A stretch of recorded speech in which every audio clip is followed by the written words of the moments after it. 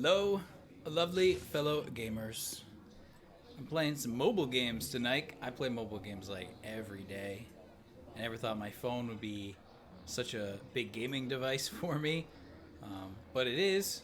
And I only play free-to-play games on my phone. I might have paid like 99 cents here or there, but everything I'm actively playing right now is free-to-play. I've also tried some new games recently because I completed, some of those in-game offers. And a lot of times those in-game offers are other games. You know what? You're probably getting some feedback here. There we go. So naturally I've played a handful of other games recently too because I really needed to complete an offer for one game because I'm free to play. I don't pay any money, but I'll do some offers on a rare occasion just to get some, let's get some extra in-game currency. So I'll go over some of those. It wasn't actually Star Wars Galaxy of Heroes that I completed the in-game offers for. I haven't seen really any in-game offers for Star Wars Galaxy of Heroes. I've seen them advertised on other games, but there's nowhere in Star Wars Galaxy of Heroes where it says click here for an offer to get such and such. Watch this 30-second video and we'll give you a few crystals or something. That may happen at some point. Wouldn't surprise me because basically almost every other free-to-play mobile game does that. It's like cross-advertisement.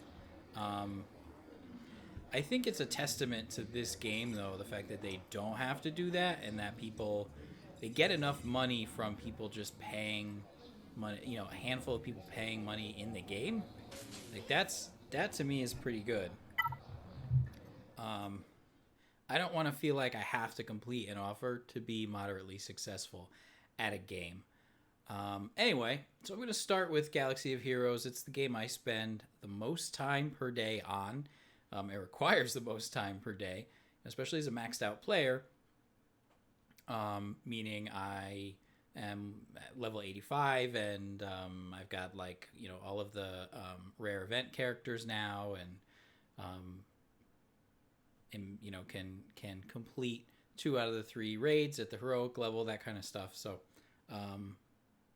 and I have decent rankings in Squad Arena and Fleet Arena. So I finished today at 29. I like that. It's pretty good when I finish in the 20s. It's actually slightly better than average. I usually finish in the 30s, plus or minus. And looks like I did it with 1 battle to spare today. So, and I lost 1 too. So I won 3 battles. I lost 1, and now I've got 1 left.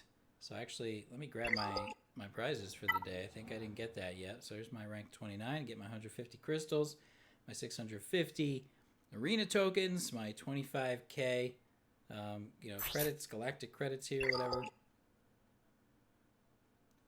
Happy to claim that. So I'm getting 150 for that. Actually, let's see where I am in ships. I like to finish in the top 50, but doesn't always happen. So I'm 45 right now. I've got a half hour left. So I think I'm actually gonna.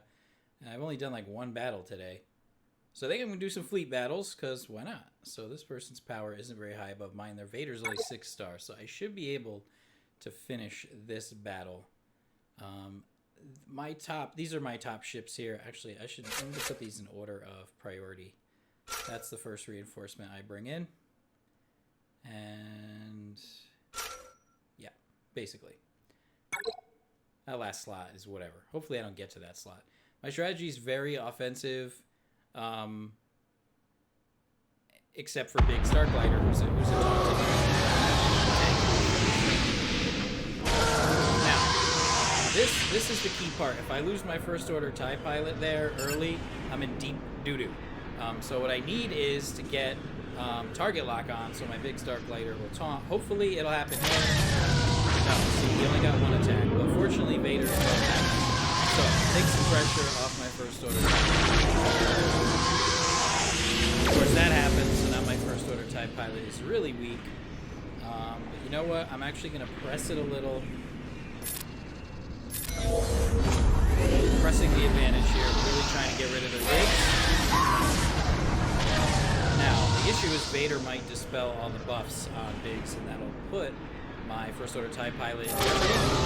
Yep, which is exactly what happened. But, it was kind of worth it to get rid of their Biggs. Now, I still have my Biggs, and he's doing fantastic. So I feel like I'm in better shape than the enemy right now. And by doing this now, take out Vader. Really the biggest threat over there at the moment. Automatic target lock, he can debuff my big. And he can hit pretty well too. So keeping that big Starklighter in play was really critical for me. So I'm actually, if I still First Order TIE Pilot, this is where I would use the heal ability, but I'm not actually. I'm just, in fact, and they don't even have 35% turn meter. So we can do a regular old attack here. I wonder why I didn't get any protection from that. Do I have heal immunity on? It's weird. Let's get rid of Phantom 2. I hate it. I'm not getting any bonus protection on, which is weird because I don't have heal immunity. It's like something's wrong there. Alright, well, anyway, let's bring out the offense. Something's definitely wrong. But anyway, I won. So, a more offensive strategy, meaning that I didn't, like, I let my First Order TIE Pilot go down after he had done a little bit of damage, just to get rid of their big Starklighter. It worked out. So now I'm 35 with only half an hour left. So that should be enough to stay in the top 50 for the evening. So as you may have seen in Squad Arena for the day, because I was 29th, I got 150 crystals. Because I'm in the top 50 in ships, so I'm in the top 50 in both now, I should get another 50 crystals from that. So that's an ideal day for me. I get 200 crystals from those. Plus, you get a small handful, like 20-something from completing Galactic War. Then you get like 2 for this, 2 for that, 2 for the other thing, you know. But I get 200 and change crystals a day just from playing, and that's great. So, because crystals are really sort of lifeblood of the game. Now, I was completing fleet battles. These are brand new up till recently. I really want I can't do the hard battles here. My tunes don't go first, and so they get picked off really easily. So I'm thinking maybe I could try it with all defensive ships and see how that goes, because I'm not surviving the first assault. It's pretty brutal, and that's sort of the problem. They're picking off a ship or two like right off the freaking bat. So maybe if I do something like this and bring in Vader as a reinforcement, that'll be all right. Tough to say.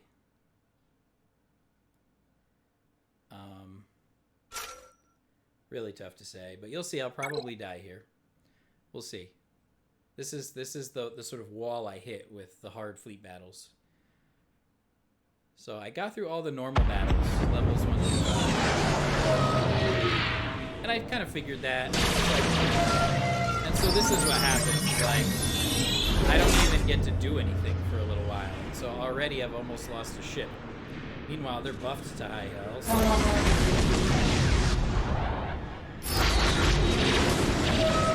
So that's actually why I swapped in the Umbaran Starfighter, because I knew I could get a guaranteed target lock on the first turn. But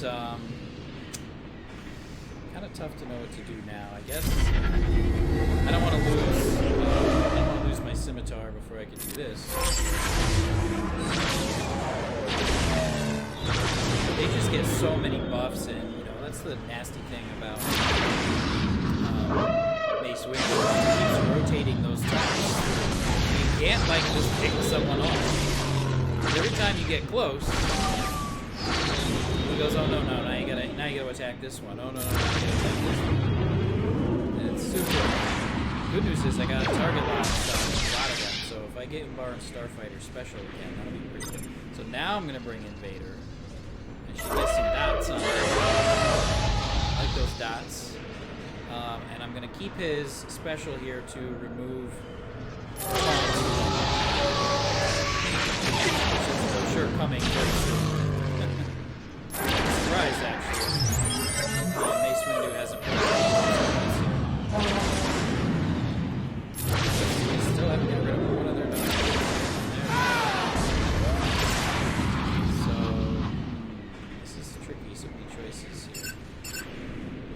really want to tank. Let's you know, Ahsoka is easy to take down. So she does a lot of damage. So let's take away some turn meter. There's the turn. So I don't really want to spend a lot of time on 5.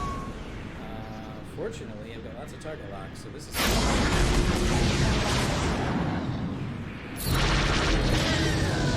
debuff now Ahsoka again to take out. I haven't lost a ship yet, which is pretty amazing, although Scimitar's been on the edge since like the beginning of this battle. Now I really want to press the advantage here. Let's bring in some. There you go. A big fat chunk of fire there. I keep bringing back Jedi console. Scimitar. Protecting. Chips. Also, it raises crits. Scimitar. Who do we want to take out here? Let's take out Rex because he's tanky. Let's buff Scimitar again.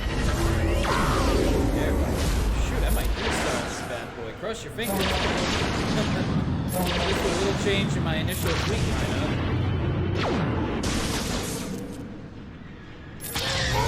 Oh, baby. Hey, what do you know? So just by rotating 2 out of my 3 starting ships out, so I could survive that initial blast, I went from 0 stars on that level to 3. Oh, look, I get another Zeta mat. Oh, darn. Wow. Now, this is Tarkin. So, I'm wondering... Tarkin's probably lightning fast, too. Let me try the same setup here. See how this goes.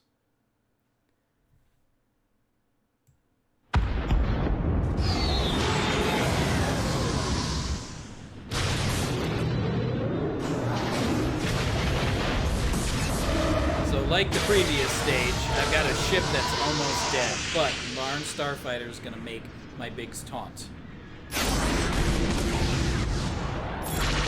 That's really what saved me, because you know Scimitar there, he would have been next to go. So I'm actually going to... what am I going to do here? Let's take the turn meter away.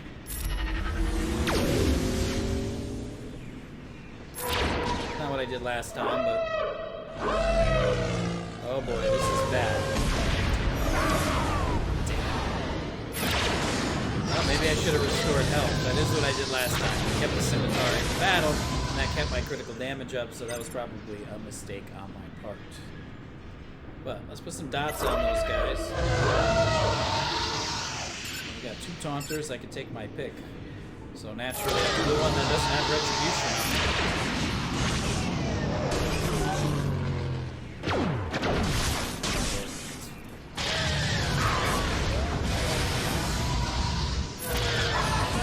Both Biggses are gone now.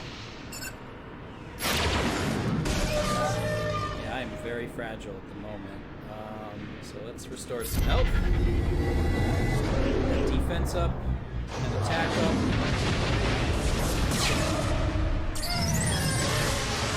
Ability block, whatever, because although Slave 1, he's just gonna lay into me soon. Wow. There it is. I knew exactly that was coming. Can't ignore him for very long. Of course, there's like now none of those ships are there. So what are we gonna do now besides die very quickly? I can take 1 or 2 out with me.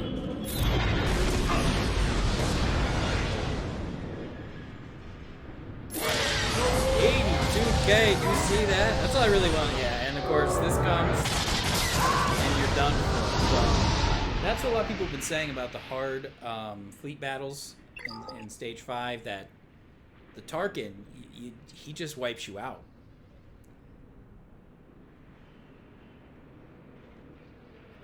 So I kind of feel like I need to switch back to my offensive team here. Which has Biggs as my taunter, Vader to make him taunt, and then First Order TIE Pilot who gets Mad Turn Meter. Scimitar is my first Reinforcer.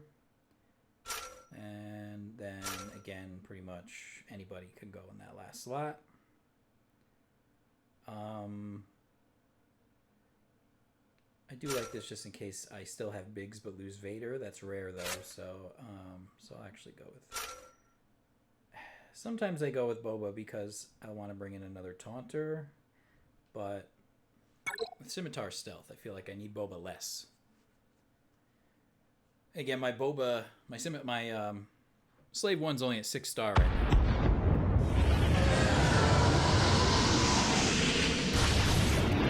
This is what happens a lot. Like, they go right after First Order TIE Pilot. Hard. So I need the target lock right here. There it is. That's what I need.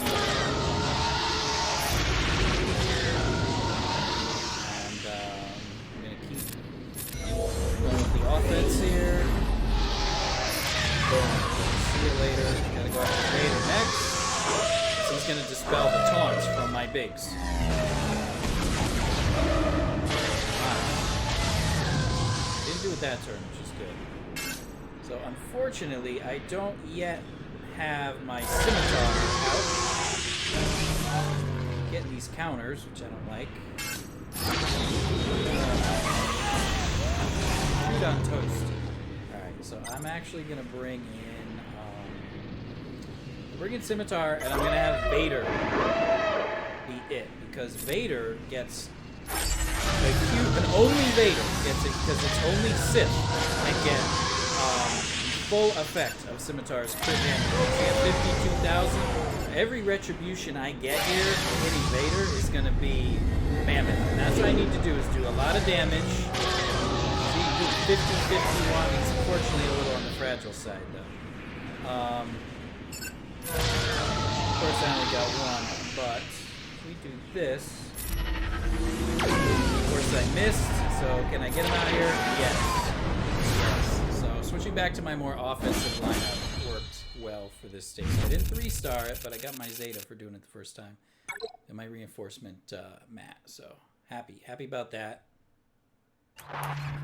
So far what I'm learning is you need a strong initial defensive lineup for Mace Windu, and then a more balanced, but definitely leaning towards offensive lineup for Tarkin. Of course, now we have home 1 here, so we're seeing them all here. What's this gonna look like? I don't know. I think I'm gonna save. Well, yeah, I think I'll hold off on that for now, actually.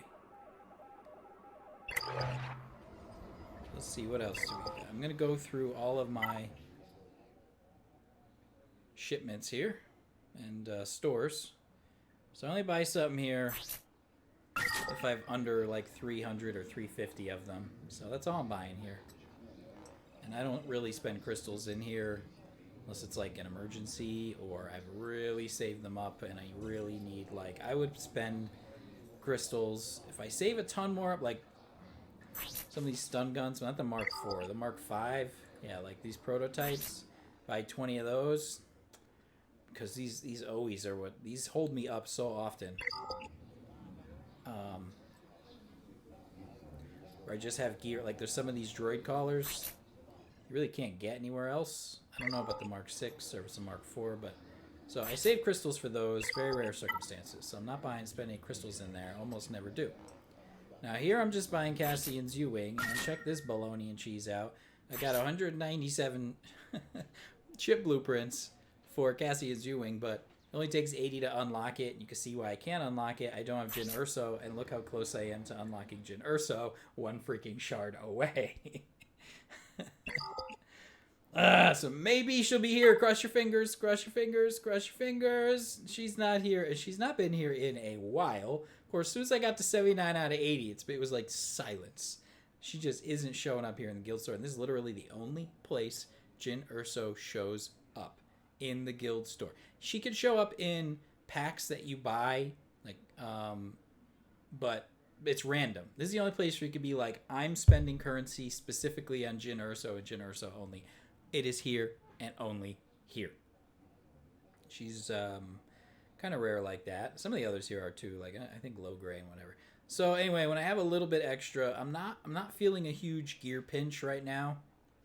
I mean, I always am, but like, there's no character that I'm like, oh my god, I have this character geared up right now. I'm totally need them for some aspect of the game, like in the next week or two. So I'm not going too crazy here. So I'm shifting my attention back to characters, back to Jin and Dengar. I think the bounty hunter thing, that's coming around now. So I'm slowly working on my bounty hunters. I made a big push for a while. I'll have Dengar at 7 stars soon, which is nice. Low Gray out and Paplu I was farming here as well, but I've slowed down on them. Because now I could beat that AAT event, the first stage of it.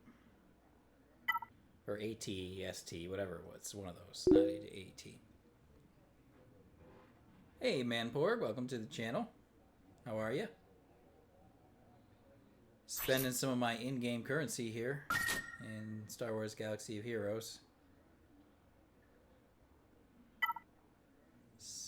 45 minutes ago, like, was where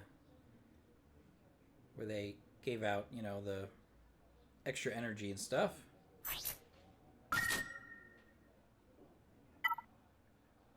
No Boba Fett here for me, so I was hoping for Slave 1. I will farm Rex. Finally, Rex is one of those characters I was like, gosh, everybody says he's useful, but I don't need him. And now I'm kind of like, yeah, but I should have him, so. Because he's handy. So I'm farming Rex, I'm farming Boba Fett here. That's about it. I was farming the Geonosians, and I still am, but I've slowed down a little bit. Maybe I'll throw a little at Geonosian Spy. Why not? Just a little. Nothing else important here. I don't spend this currency. I might activate Hermit Yoda. I don't know. I'm thinking about it. But I haven't bitten the bullet yet. Wampa's literally the only thing I've spent Guild Event Store currency on. The only thing. That's why I have, like, a bunch here. And, nothing critical I need here. Doesn't matter anyway because I have a whopping 12 tokens. So, how much I could do with that. I am exclusively farming Death Trooper in Cantina battles. I wanted to farm him like 6 months ago, but I had to farm these silly vets here to get Jedi training Rey. So now I can finally go back and farm Death Trooper. So I'm getting there, almost at 6 stars. So probably in the next few days, I should have Death Trooper at 6 stars. That'll be nice. And once I get Death Trooper to 7 stars, I'm thinking I might want to get one more star on Chief Nebbit. I don't know. Not really. I don't really need it, but he's just the only good Ewok lead. And not Chief Nebbit. He's a Jawa. Chief Chirpa. Because he's only a 5 star or 4 star. I want to get him to 5 star, and then I'll hold off on him. All right. So I was farming gear to get Yoda to gear 12 pretty aggressively because they just released him. But then I'm like, I'm not really using him very much in the game, so I don't know that I really need to until I commit to putting a Zeta on him. Then I will. What, so much power? Me? My galactic power? I guess. There's a lot more galactic power in or are you talking about Chief Chirpa there? Sarcastically. Actually my guild mates, a lot of them have more power than I have. What am I trying to click on? Guilds. My arena rankings and my fleet ranking is much higher than average. Not exchange, manage here, but can I see my? Oh, you can only see arena power here. You can see galactic power for your guild on swgoh.gg, but yeah, a lot of these people have more galactic power than I have. But I do all right. Let's see. I've got 100 energy to spend, so I'm gonna spend it. I farmed all my character shards for the day, so I farmed my 5 Amelin Holdo shards, my 5 Mother Talzin, well, pulls anyway, 5 pulls. I didn't get 5. I got like 1 or 2. I did my Wicket shards, so Mother Talzin and Wicket are so I can get Zetas in the Night Sisters and Ewok events. Once you get to tier 2, you get Zetas, so that's why I'm trying to get them to 7 stars. Those are Cantina. Hoth Rebel Soldier, I'm trying to get to 5 stars for territory battles, because he's one of those, like, you have to have him.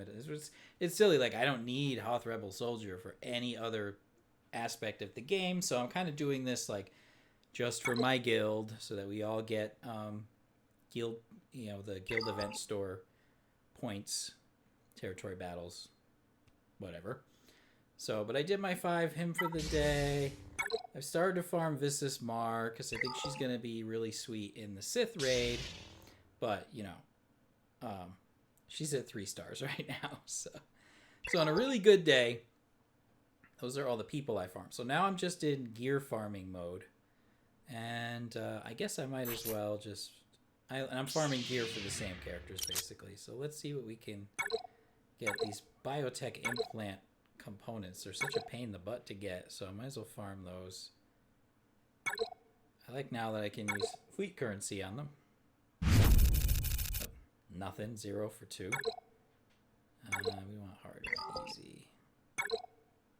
Let's do 5. 0 for 5. Boo. Alright. I'm going to do another 5 because I'm stubborn. Watch you get 1. Yeah, see? That's like, I know it's what's going to happen like half the time. 1 for 10. Look at that. Actually, 1 for 12. Imagine that. 2 pulls on this, 10 pulls on this. I only got 1. 1 for 12. So if you have really crappy gear pulls, you're like, oh my god, I got almost none or almost none. It happens to everybody. The game's just mean sometimes. 1 for 12. Oh my gosh. I need to get... Look how many people need 50 of these. It's wacky. Absolutely wacky. But whatever. Hello, the one Scar. And hello to everybody who's posting and watching right now. So that's my, let's see, Galaxy of Heroes for the day. I don't think there's any other events happening right now. There's no territory battles, no territory wars going on right now. We just finished a territory war. We lost. And there's no raids going on right now. So it's a relatively quiet day for this game.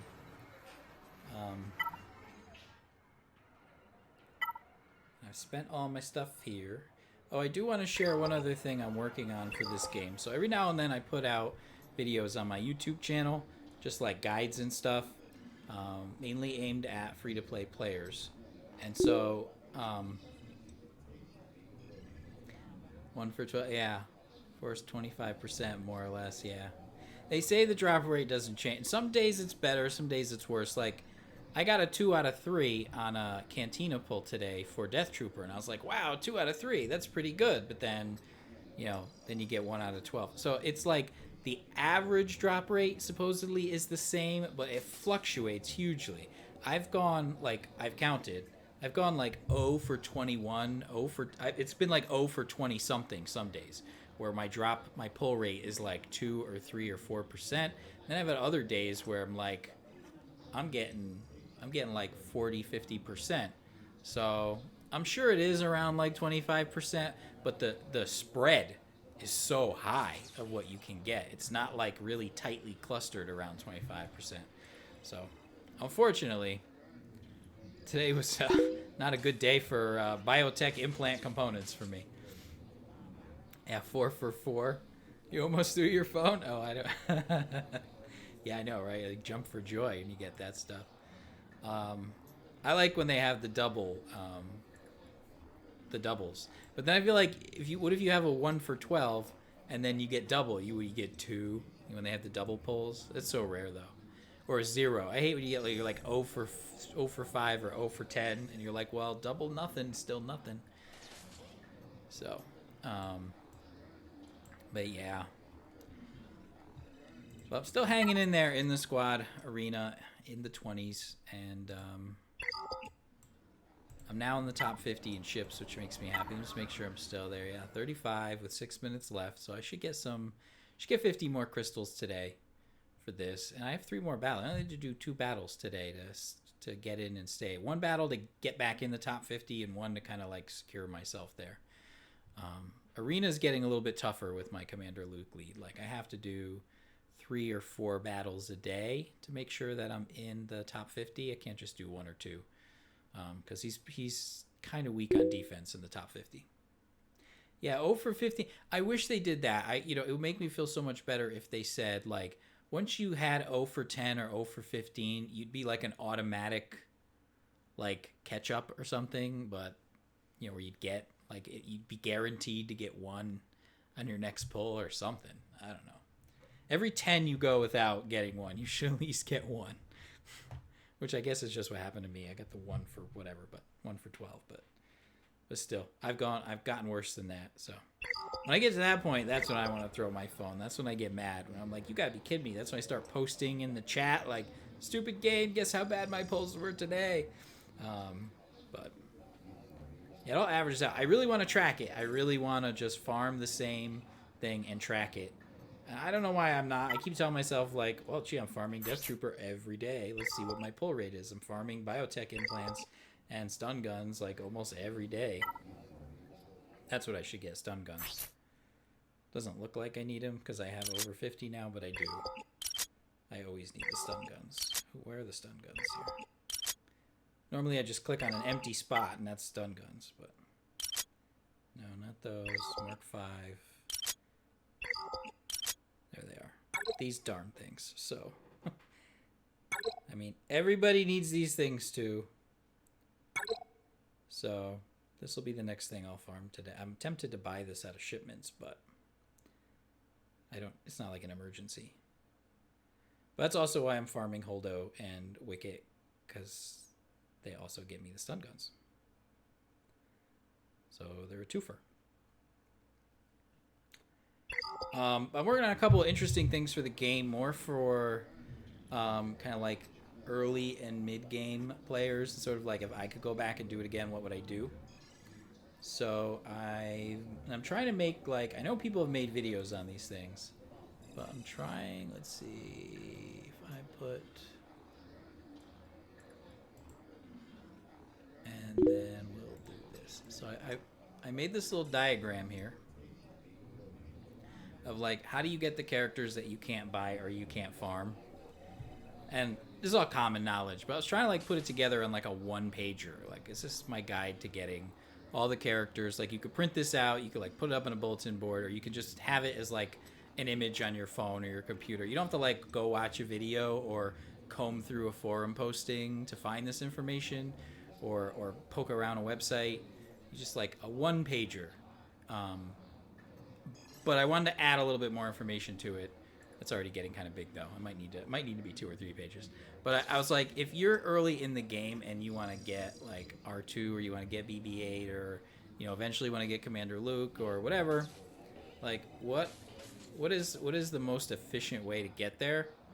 Because I know like I didn't get there very efficiently sometimes.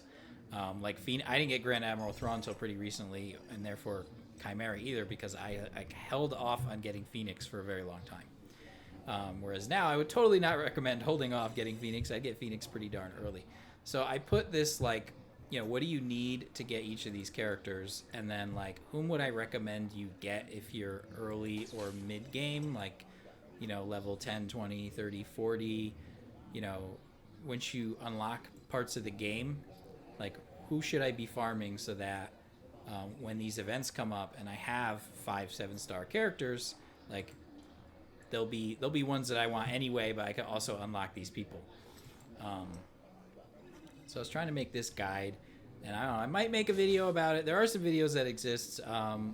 Arnold made a video he posted, that's posted in the forums, of like whom should you farm if you're new at the game. But that video's already 6 or 7 months old. And I think things have changed a little bit. And again, it wasn't really like a one pager. Like you have to watch the entire video every time you want to like remember what he says. So, and I didn't want to have to like poke around websites. So this is something I'm working on as like just a useful guide. And again, I'm also thinking about starting a second character, starting fresh in this game. I mean, I'm not going to stop with the one I've invested in, obviously, but the only thing holding me back is the time commitment. But then this is the kind of like reference sheet I would want. Like I'd be like, all right, I'm going through the game again, but I have to get all these characters because they're all really good and you can't farm them. So how do I get them? Like, what do I need to do? And most of these I know by heart now, but I just figured I'd write it all down. What I didn't know, yeah, I know exactly. And it was like, and I felt, so here's the other piece I'm working on for this, right? It's a sort of farming guide in general. Because, all right, this is if you want the event-only characters, but otherwise, what do you do? So this is, it's just slides for now. But, like, I also feel like when I watch other people's videos, they're like, yeah, get, like, half the characters in Galactic War Shipments, and you don't need to worry about the other half for now. I'm like, that's still half the characters. Like, how can we narrow that list down a little bit more? So, like, once you unlock Galactic War Shipments, which is at, I had to look this up, because I was like, I don't know. Level 40, so that maybe it's not a good example, but like even just light side and dark side battles, right? Because like light side battles and dark side battles you get at the beginning of the game, like who's a high priority here. So right now I haven't actually like prioritized them. I'm gonna flag them, like these are the ones I would focus on earlier, these are the ones I would totally ignore, these are the ones I'd leave for later, kind of like I did with the stores. So like for me, like who's a priority in, so when do you unlock the squad arena store? Unlocks at level 28, I guess. Again, I don't know. I've been at level 85 forever. I don't know. So I had to look this up. But and I wouldn't know if I started again too. Like so I read like recently, like you don't get ships and fleets until level 60. I'm like, what? Because I was already past level 60 when they added those to the game. So I have this no concept of like, wait, aspects of the game aren't unlocked as soon as, because being level 85, like as soon as something's there, it's unlocked for me. So like but if I went through the game again, like that wouldn't be the case. So like for me, who would I get in Squad Cantina battle shipments? Like this is my list. Like there's some people you're never gonna get. There's some people like you definitely probably want Chopper because, and I sort of explain why here. And then I want to, even in this list, I kind of want to like say here's who I'd get second, third, fourth. Part of the reason I've held off on even breaking this down further is because I haven't compared like who's farmable here versus who's farm. Like Ahsoka Tano is available in the Squad Cantina, but she's also available in light side battles and dark side battles. I think dark side battles first. I don't know. So it's like if there's people to get multiple places, like I also want to tailor it to say like you could farm this character here, but I would farm them there instead. Squad Arena, I think, happens early. When's that happen? That happens exit. Oh no, it's still level 28. So what else is pretty early? Cantina. So I haven't done my Cantina one yet. But again, I'm going to like put all the Cantina, like here's all the things you can get, but I'm going to like put a little star or a flag, or like I'll do like 1, 2, or 3 stars or whatever, just to say like here's what I farm. So that way again people can go through like, well, that's nice that you told me to farm somebody that's on hard node 6C, but I don't have hard node 6C unlocked yet, so whom do I farm in the meantime? So so that's what I'm trying to do. And again, there's a lot of characters, especially like Guild Events store. I don't think you should spend any currency on characters in this store personally, because they're all available somewhere else except for Wampa and Hoda. Maybe Chirrut you could get here, or Jin, or there's a couple really hard characters to get and maybe you could get in this store if you wanted, but I don't know, I might move these two, or maybe just Chirrut up to low priority here. I don't know. I'm still figuring some of that stuff out. I still have to think through some of these things a little bit more, but that's what I want to do. I wanted to like, and also I want to do this for gear too. So like the characters in light side battles And Darkside Battles, they're available only on the hard nodes, but the gear is cheaper on the easy nodes. So I kind of want to do a, like, if I'm farming, you know, if it's important to farm Luminara early because she's like a great early game healer and she's a Jedi that will help you to get Yoda unlocked, and she'll help you to last in Galactic War once you unlock that, or anything that else has multiple stages sort of early and mid game. Well, is there any gear that like Luminara needs a lot, or even just gear that's just rare in the game that you're gonna wish that you saved up early on? So I want to make like a gear guide too, so that way like you could just look at this and you could look at this and for your characters, and then you can look at like something like this and this for gear and be like, get this gear, as much of this gear as you can, because you're gonna anytime you farmed your characters for the day, save some energy to farm gear, and this is the gear I would recommend, because the gear crunch is real and it's big. So again, this is just stuff that I'm like, again, it's for me and for anybody that if I start over and anybody else that's starting new or even mid game. But right now you can see it's sort of raw. I'm just sort of making diagrams and slides and stuff. I'm gonna turn them into like nice looking handouts and well produced videos. There'll be, you know, pictures of the characters and stuff like that in here. For those who don't know what all the characters look like I can just look in the game and just name them by what they look like. So I don't need. But for people again new at the game, they might not know like what I don't know what Colonel Stark looks like or whatever. So I'll have the little pictures too, so they can see them. Although I think their names are in the store. It says what they are, but some people are visual. There's a lot of text. So anyway, I've been working on this this week a little bit. I'm gonna keep working on it sort of gradually, and I'll produce it. But definitely wanted to just kind of show it during my live stream and see, like, you know, does this kind of stuff seem like it would be handy, sort of reference guides for folks. Because I've made like mod guides and speed mod guides, but I feel like those are for sort of mid and late game players. I wanted to make more for early to mid game players. But what I really don't know still yet is like, well, so I'm in Darkside Battles. I don't even know like what's a good level, where like when do people unlock 4 and 5 and 6? Like I don't even, or like when can they beat those stages? So I'm looking at like the boss rating here. Like, okay, well, if Ahsoka is a boss here and she's at level 56, I imagine that there's characters in the game that are probably like level 40, 50, you know, the person's account is at like level 40, 50, 60, around there. But I don't really know if that's the case either. It's hard to get that kind of data. That's the kind of stuff that I could sort of track if I start again too. Just kind of go and be like, take snapshots of like, after 1 month, I was level blank and I had blank characters unlocked and I was at stage blank of Darkside Battles and Lightside Battles and, you know, etc. This is how many, you know, whatever.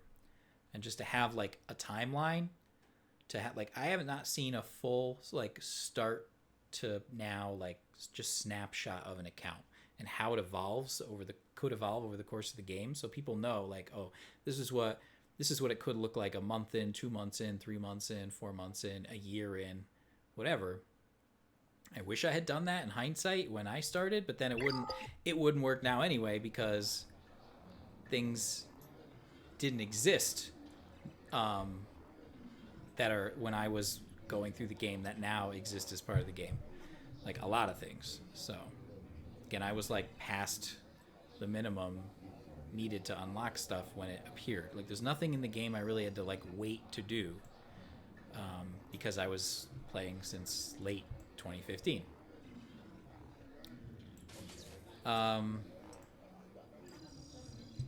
Probably the only thing in the game I can't do right now is the upper levels of the Sith raid. So we've done 4-star and we've done 5-star, but we have not been able to. 6 stars, tough, takes forever. And 7-star, we can't finish it in time. So it's going to be a long time until we get Treya shards. That's for sure. Probably at least 3, probably 6 months before we can do it. But this is really the only thing in the game that we haven't been able to do or beat as a guild or as an individual. So what'd I get? Oh, I get my fleet thing. Yeah. So I got my other 50 crystals. This is why I don't have to buy these anymore. 150 sim cards. That's nice.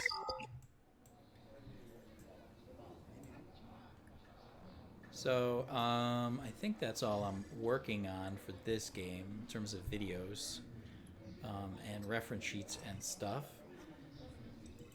So I was thinking I would just share what else I'm playing mobile-wise, because I am playing some other games.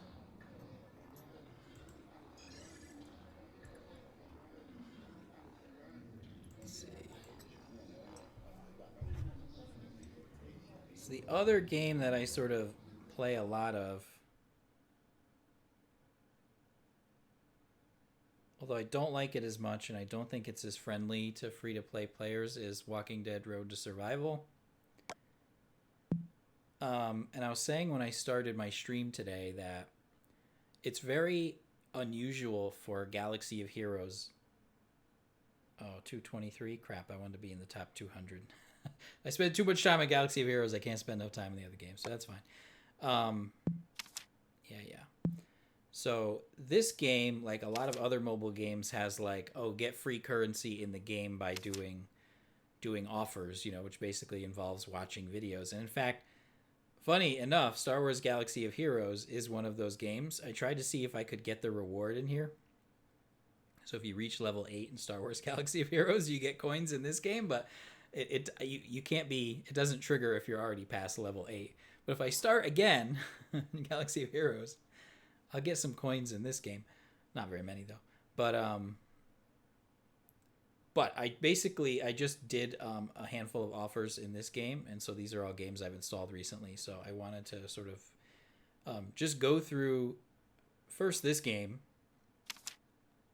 and just how it works, just because I'm just doing a like, what else am I playing type thing in my stream, and then kind of walk through those other games very quickly just to kind of show what they are, because a couple of them are actually pretty fun. I don't know if I'm going to keep playing them because I don't know if I have time to, but I think I'm going to keep them installed on my phone because I like them.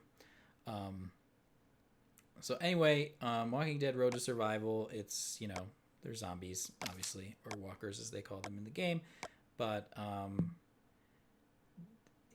you basically have this sort of, you have these tournaments that pop up. You have this sort of territory. This is your little town. You can add these scavenger camps to go on missions. You have houses to house your survivors. You have materials that you harvest and store all day. And so where's the materials harvesting thing? Like here, you harvest materials, that goes into materials storage. You harvest food, that goes into food storage. And basically you spend those as your currency elsewhere in the game. And then the characters, survivors you get, you use to farm other characters. So, and food.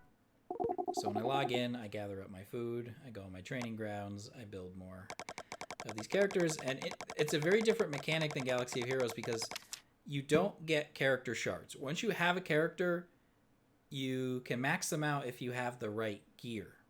There's no stars or anything, but sometimes the gear is hard to get. And actually, but one of the things you need to level up characters is other characters. So you feed low-level characters to high-level characters.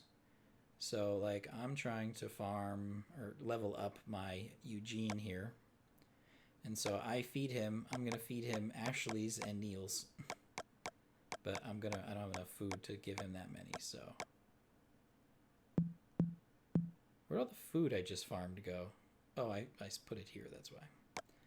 Take some of that food back out.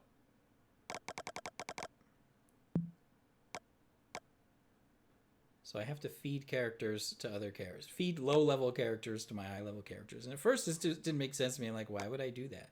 I guess these are like the characters in the show that, you know, like they show up for an episode, they have a few lines, and they die. So they're just there in service of of the better characters. So 5-star Eugene eats 2-star Ashley's and Niels, basically, or anybody else that is a citizen. So he eats 2-star Carols and 2-star Margarets, all the ones with the green. And you could even sell them too. So, but basically, the better characters, the best characters you have in the game are 6-star, and then 5 stars are okay, and then really 4 stars suck, and 3 stars 3 stars are food. 2 stars are definitely food. 1 stars are food, or you just sell them.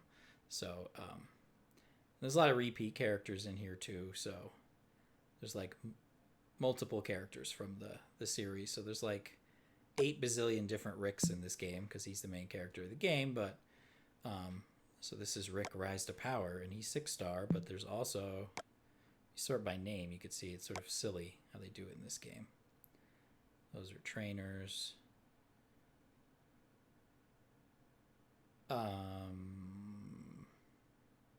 They're still sorted by star, actually. So you won't see the, like, million Ricks. So it's a little different. Take some, like... So there's some similarities. Yeah, so here's, like, different... Here's a couple different Ricks that aren't the 5-star Rick. So it has some similarities with Galaxy of Heroes in that, like, you farm stuff every day, and you need to farm that stuff for your characters, and you just get it over the course of the day. That's true. Yeah, feed Ewoks to Wampa. Yeah, right. Wampa eats everything. And actually, there's an equivalent in this game to sort of light side battles and dark side battles, and that's just world levels. And so if you do one of these levels, and just like Galaxy of Heroes, you can sim them. So now I've done all the levels, and they haven't added levels to the game in a very long time, so I just sim them. It gives me XP, it gives me weapons, it gives me people, it gives me resources. Sometimes it gives me characters. Let's see. Still didn't get any characters. So there, I got some characters, but it's just food. They're all little 1 stars. And these weapons are crappy, so I don't need those. But the gunpowder's good, and the stimulants are good, and the assault tickets are good, and the XP is good. You can play these, but if you don't want to sim them, but it's sort of silly. Although, actually, I haven't played one in a long time. Let's just see how ridiculously overpowered I am if I play one.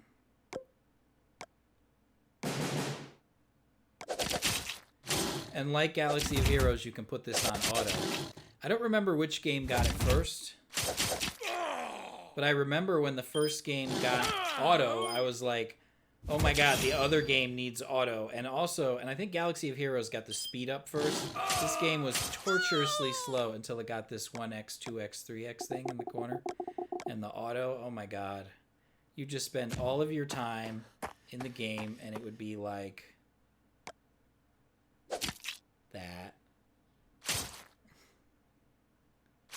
Like Galaxy of Heroes, it's 5 versus 5 most of the time, but you see I have 6 because sometimes you could bring, just like Galaxy of Heroes, you could borrow.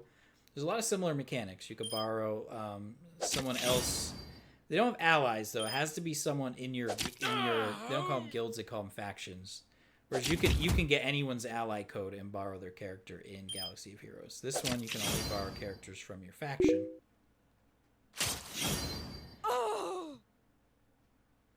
Yeah, there's another Marvel game, right? It's almost like a clone of Galaxy of Heroes. It's like almost the same game, but just in a different universe too, right? Isn't it? What's it, Marvel?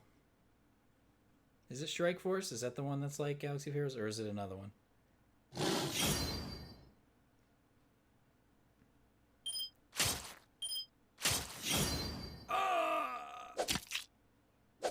We're gonna auto this.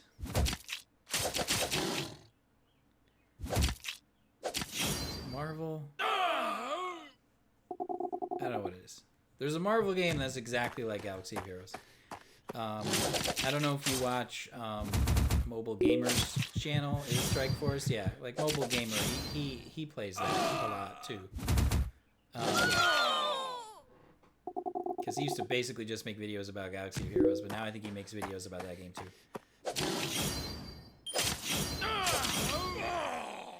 No mods in Galaxy of Heroes yet, or in Strike Force?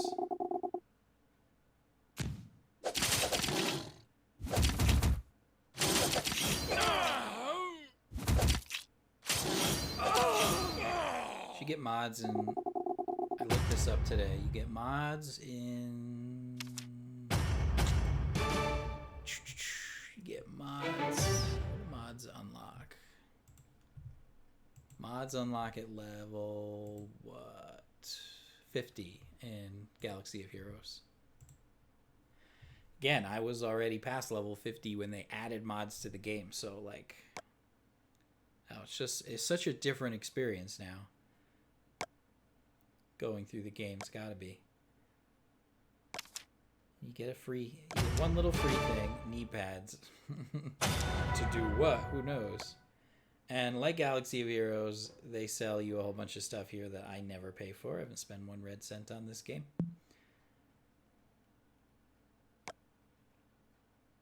But like Galaxy of Heroes, you go through and you do these stages.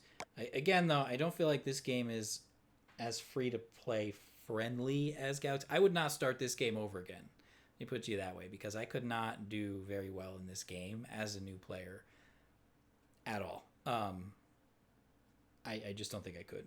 I'm only doing well in this game because I started it right around when I started Galaxy of Heroes, I think late 2015, which was a little after this game came out. So I got some road maps to do. I don't want to do any of these.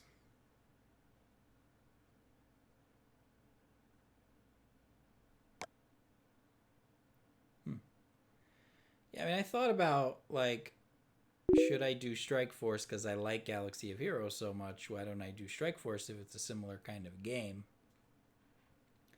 But I don't know. I kind of feel like I'd probably rather start another Galaxy of Heroes account than play Strike Force. I don't think I could do both. I couldn't do Galaxy of Heroes, this game, a new Galaxy of Heroes, a second Galaxy of Heroes account, and a Marvel Strike Force account. I don't know. I don't think I could. It's also just the franchises. I like The Walking Dead.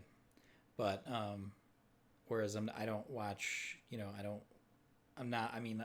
watch the, Marvel movies and some of the DC movies and stuff, but I'm not like a big comic book reader or anything, so I'm just not into it as much as I'm into like Star Wars as a franchise. And I play other Star Wars video games and things like that. I don't like play any other Marvel games. Every now and then they look interesting to me, though. I'm like, maybe I should, but I just feel like I would get sucked into a whole other genre of gameplay that I wouldn't have time for. So, I think I need to do some raids. Yes, I have 6 raids, but I don't need to do that now. You've seen the battle mechanics. Raids is a PvP, so it's like this game. It's like the arena in Galaxy of Heroes. The difference is if it's sort of random. Someone pops up on the right, and if you don't like them, you could spend food to pull up someone else. So I'm ranked like 159 or whatever. So I'm not going to do anybody who's ranked. So I might do here. Let's do this. And very much like Galaxy of Heroes, you got to know the characters. Like, who do I attack first? Who's a threat? Yeah, Galaxy's such a mature game. I mean, they've added so much to it. All right, well, that just actually helps me a lot to make that decision then, that yes, I'd probably rather start another Galaxy of Heroes account than try something similar like Strike Force.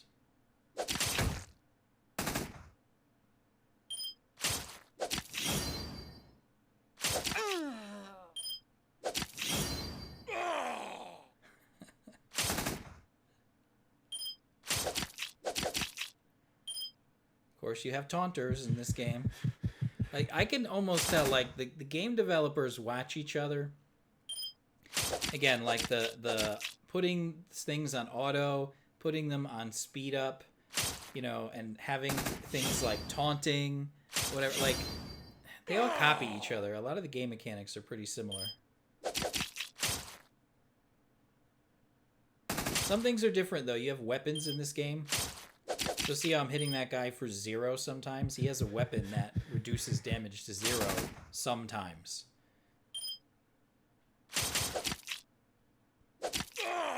But whenever you crit, it bypasses that.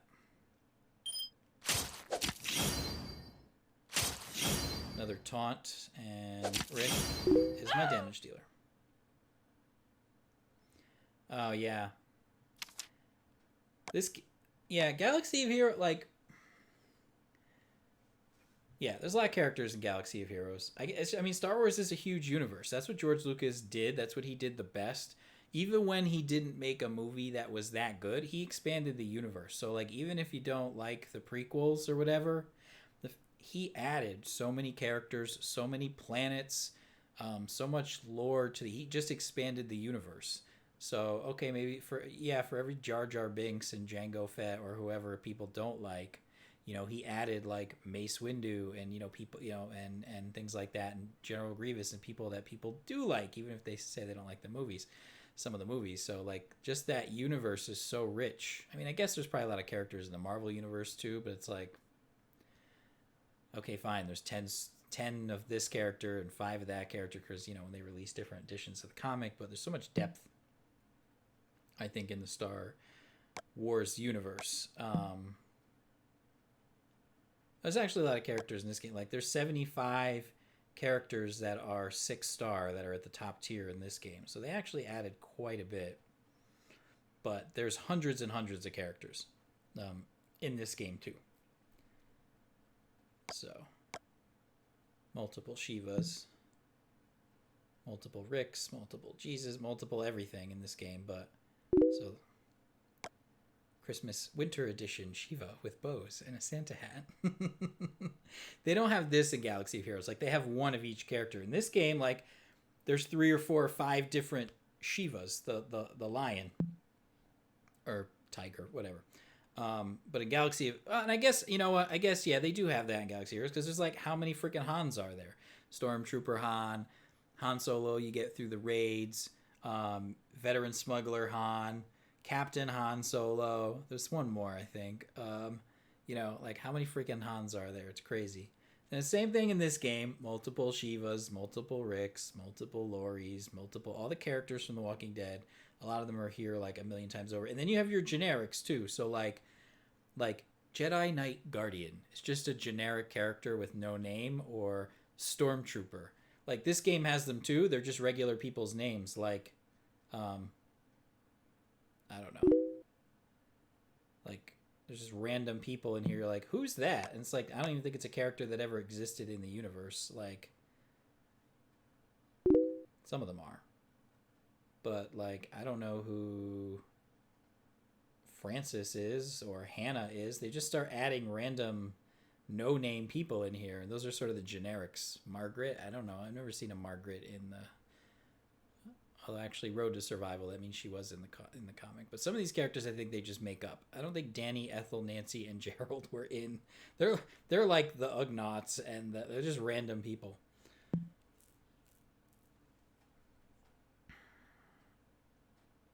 Grievous, yeah, right. I know, and I think that's why they made Grievous like, it's like Grievous like the ultimate haha. Like, look, people are still gonna farm him even though he sucks, haha. But everybody, the rumor is Grievous is going to get a rework this year. So so many people are convinced of it. I think it's going to happen. So if you're farming Grievous, I think you've got a middling chance that he'll be good this year. And I have not farmed him at all. So if Grievous is suddenly like the must-have character, well, I'm screwed. But I can't afford to gamble too much on characters that I don't know are going to be at least decent at some point in the future. And he's just trash right now. So I can't do it. And the funny thing is, I really wanted droids to dominate in the arena more than they did. I invested in my droids for a while. Who did I? And I stopped at one point, but obviously R2 and BB-8 are like must-have droids, but Chopper I had to get because of Phoenix. But like you can see, I put a lot in IG-88. Like he's at like gear 11, and HK-47, IG-86, even Magna Guard. Like who the heck has a good Magna Guard? I do, because I thought like, yeah, droids are the way to go. But droids were hot for like a short time because they did a ton of damage, but not so much anymore. Hey, you start. Yeah, well.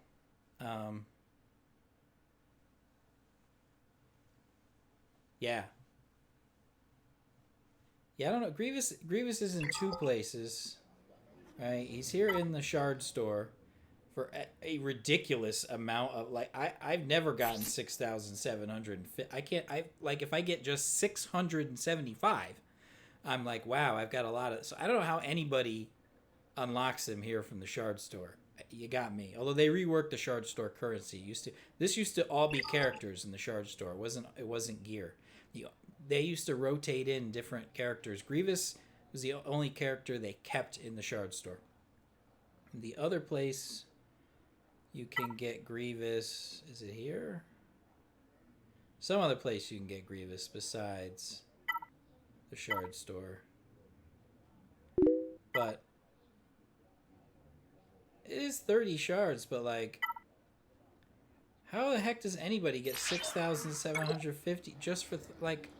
It would take me like months to get that just for 30 shards.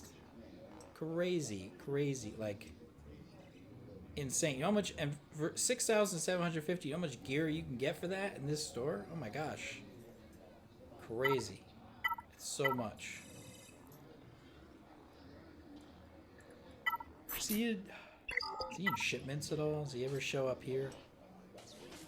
I don't know. I don't pay too much attention to shipments. Yeah, it is a lot. It's a lot.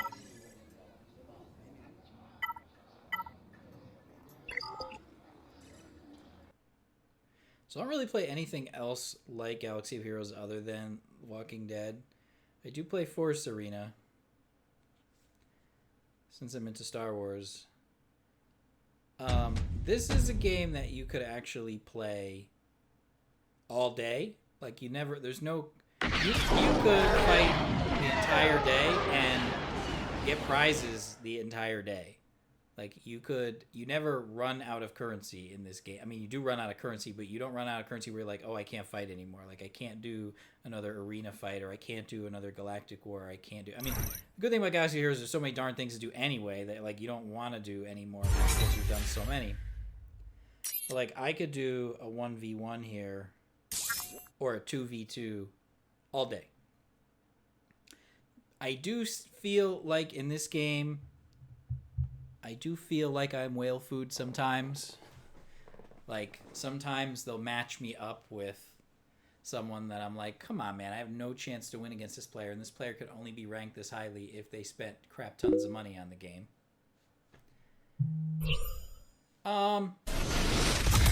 Yeah, I'm saving for the next, like, they put out Hermit Yoda and Wampa. I'm waiting for them to put out the next couple characters. And then if they're no good, I'll get Hermit Yoda. And if they're awesome, then I'll be glad I didn't get Hermit Yoda and that I got one of those characters instead. Because like Hermit Yoda and Wampa, my suspicion is whoever they put in there next, that's going to be the only way to get them.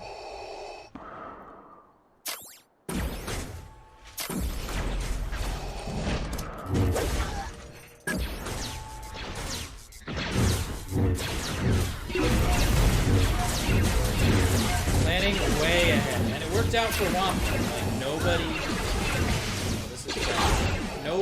else got Wampa before I did. You couldn't have gotten Wampa any faster than I did. I don't think. Well, almost as fast, because I mean, my guild could only earn so much guild currency. But like I said, I spent every single guild currency penny I could on Wampa. So There's a couple characters in this game I'd like to see. Here's a droid right there, the Droideka. I'd like to see that in Galaxy of Heroes. Such an iconic droid. Leader is low on health. Like all the other characters, like there's B2, we have B2. I guess we don't have Dr. Aqua here. But there's Kanan and Ezra. Pain in my butt. I need health and I need mana.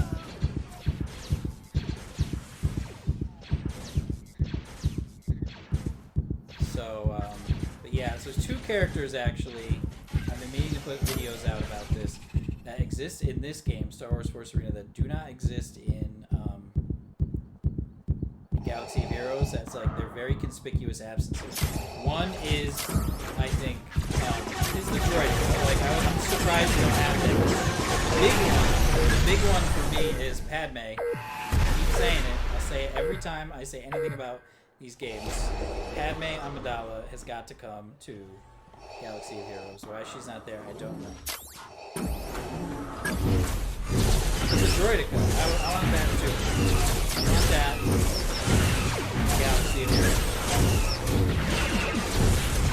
Because he's got a shield, he'd have lots of protection. But maybe low health.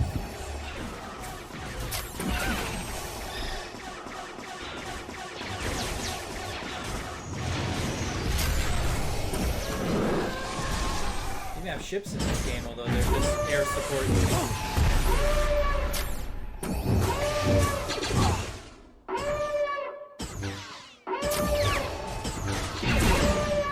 I win.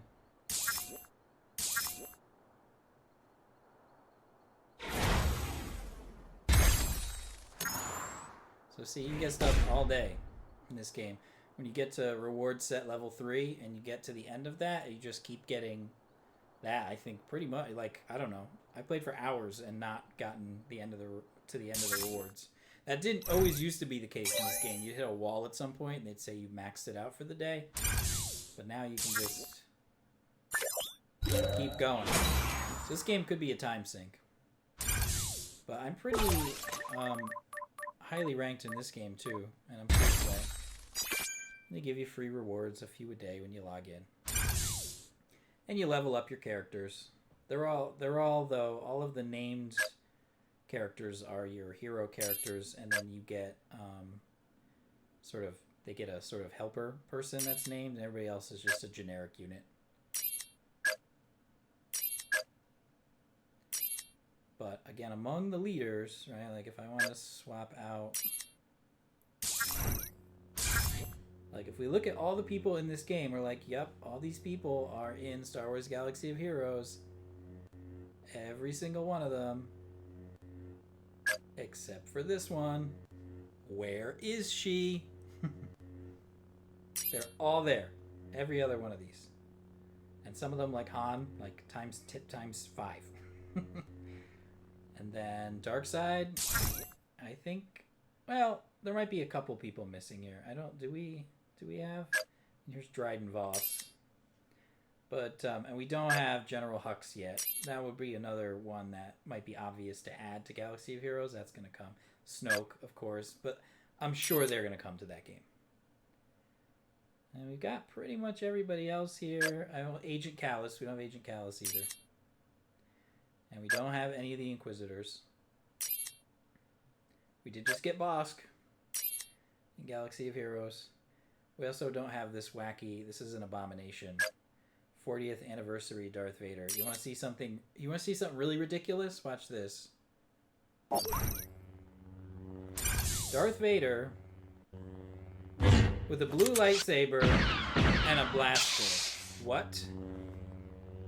What? Since when does Darth Vader fire a blaster?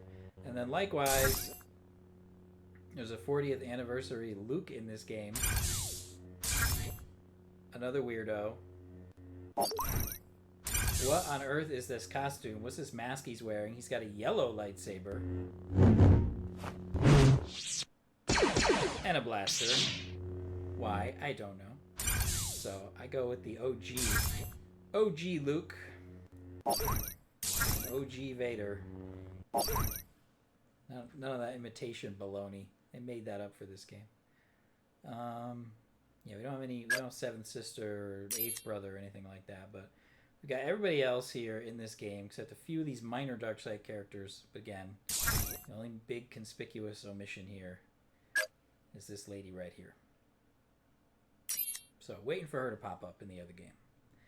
And if we get a Clone Wars era rework, like, wouldn't it be a perfect time to rework General Grievous and then add Padme to the game?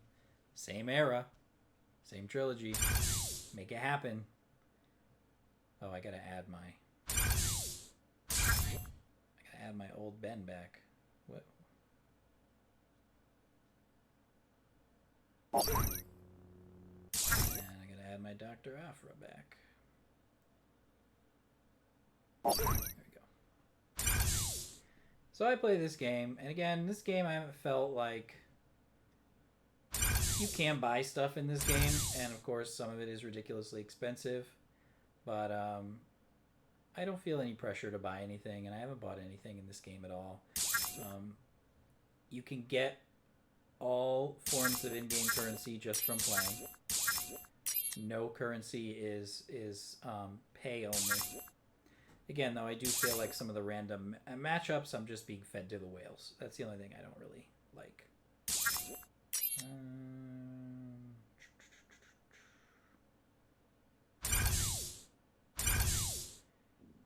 And that's when I make posts going, I'm just whale food, I'm just whale food. So that's the T-70 X-Wing. Is that what was in the shop?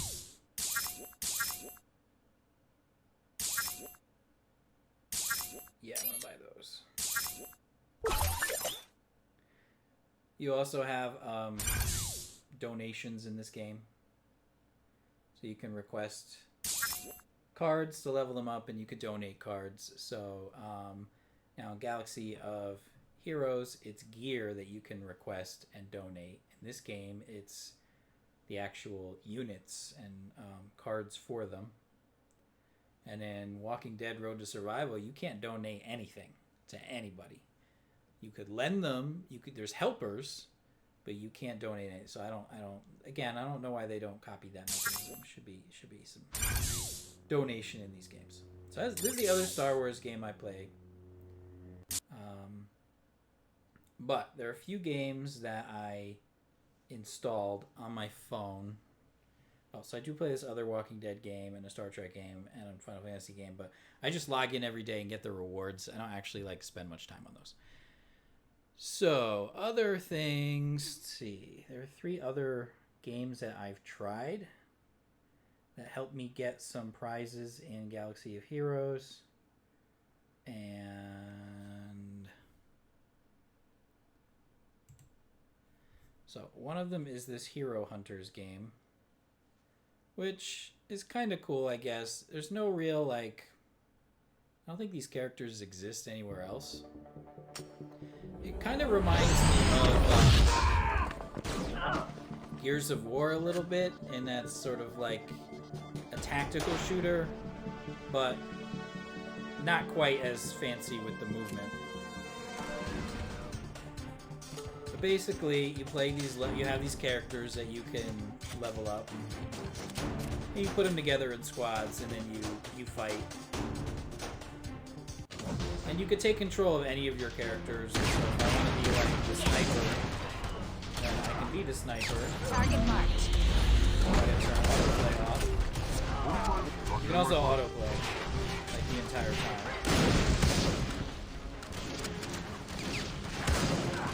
So if I want to be the sniper, I can be the sniper. If I want to be the guy with the assault rifle, I can be the guy with the assault rifle. You get special abilities and stuff. Airstrike in 30 seconds. I was like, that's not bad.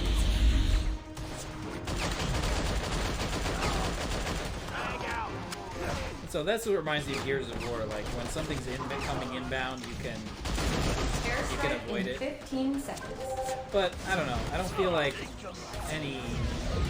it's not as interesting because I'm not familiar with any of the characters. Airstrike incoming. These aren't Star Wars characters or anything like that.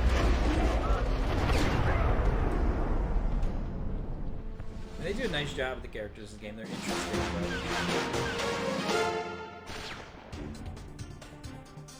but it's a little grindy, though. I do feel like you hit a wall with this pretty quickly every day. Because in order to do the missions, like, you see my power here is much lower at 3189 than what's necessary to basically auto the level, 3600. I need to get a little closer even just to beat it manually. And the only way to get more power is to level up your heroes here. The only way to level up your heroes is to play stages. So you have to go back and like play a lot of old stages until your team level goes up, because your team level limits your hero level. So right now my team level's 19, so my heroes are stuck at 19. And I need them to be probably at like all at 20 in order to beat that next level. And it's been like 2 or 3 days I've been stuck, not able to beat that level because I haven't got my team to 20 yet. So, see the team level up there, this meter is getting there. So, when I started the game, I had like, you could sim stuff. And so great, I was like, alright, great, I'll just go here, I'll do quick win. But guess what? I don't have enough quick win tickets. The only way you get more quick win tickets is buying them or watching a video. And I'm like, I don't want to watch a video. I got this game to get coins in another game. Now you want me to like do an offer in this game? Like the offers would never end. It's like a chain of offers. So basically, I'm just going back to these levels that I've beaten already, and I'm auto-playing them. And so you just sit there and auto-play. And you can't speed it up either. It's like, I don't want to play the same level. I just played like 10 times. So that's kind of a bummer about this game. Again, I feel like it's less free-to-play friendly.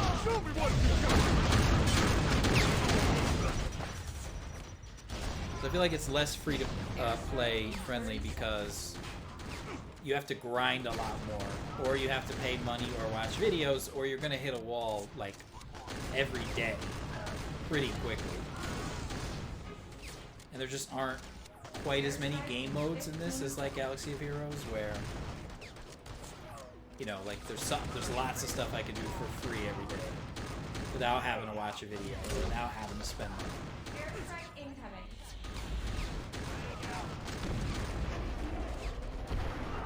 So I still actually haven't redeemed this offer yet in my Walking Dead game because I have to beat that one last freaking mission. So see my team XP went up a little bit, but I have to get that blue line all the way over. They do have PvP in this game, which is fine.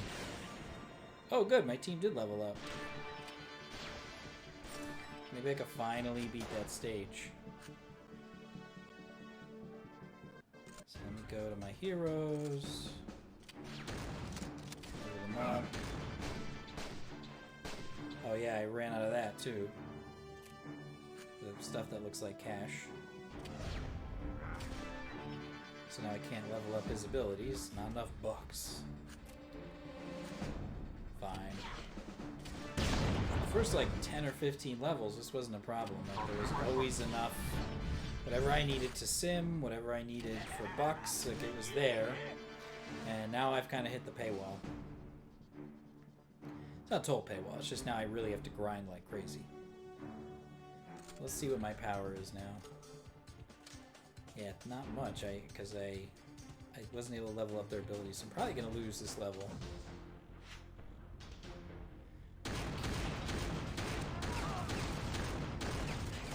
So I find on autoplay, if you're under level, you need to manually target because they'll just spread their fire all over. They're good at dodging though. They'll auto dodge if someone's targeting you with a bomb or a grenade or something. Or an airstrike. They'll get out of the way most of the time. Like they won't always target the healer or the shielder or whatever. In some cases, the boss is more of a glass cannon, so if you take the boss out fast, you do that. In other levels, you have to take out the supporters, so the boss is more vulnerable. This guy, he's very tanky, so I feel like I gotta take out the supporters. So I'm gonna sort of taunt here because my lady sniper there is the only healer. She can't heal herself. She had low. Her health is only halfway, so but she will auto heal this guy like she just did. Take out these support units up top. I'm just autoing something. See, he's going after the boss, which again I want to leave for last. So retarget this guy up here. Quick to go. Taunt again. Now take out the boss. So I 3-star that. Yeah, as it turns out, a lot of the enemies that you get end up joining you.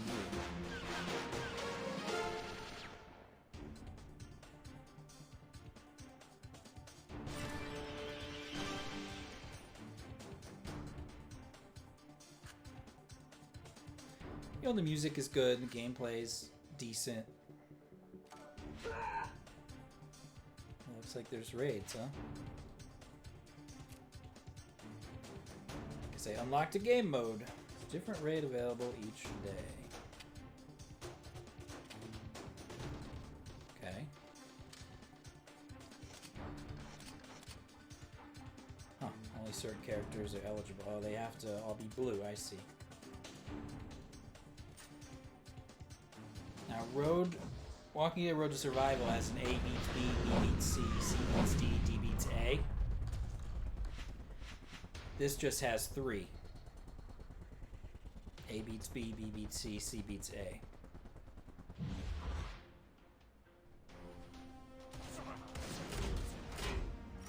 Oh yeah, right. I'm like, how come I'm not autoing? It's like, because auto is not available here. Go, get the hell out of the way. See, the camera angle, you gotta keep that.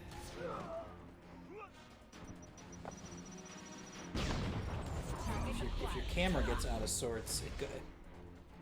Yeah, see, I did no damage there because of how I kept having to move.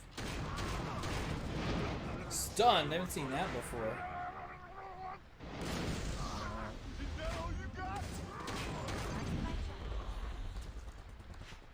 Healing sniper. Well, we don't want that, so I'm gonna go right for the boss.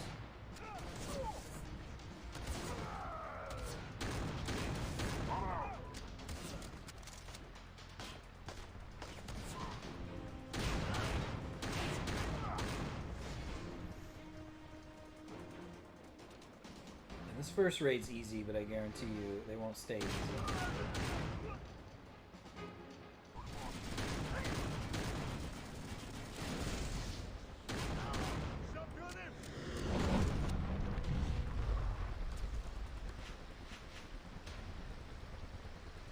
This is the tough part, because, like, the units are small, and you're, like, seeing them from afar. Like, how would I know next time I saw a Phoenix? I don't know. This looks like a tiny little unit from here. So it's great the first time I see a Phoenix, but, like, I'm going to see another one, I'm going to have to remember, I'm going to have to recognize her.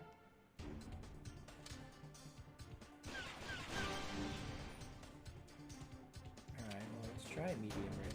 So again, this one game where power. Oh wow, gee, medium raid is nowhere near that. Wow. Can I do another easy raid?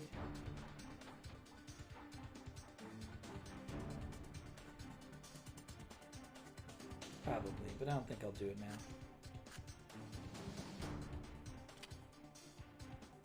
I'll try this though.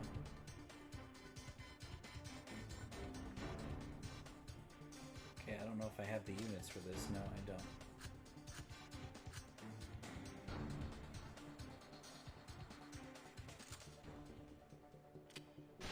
I did get 3 sim tickets, that's nice.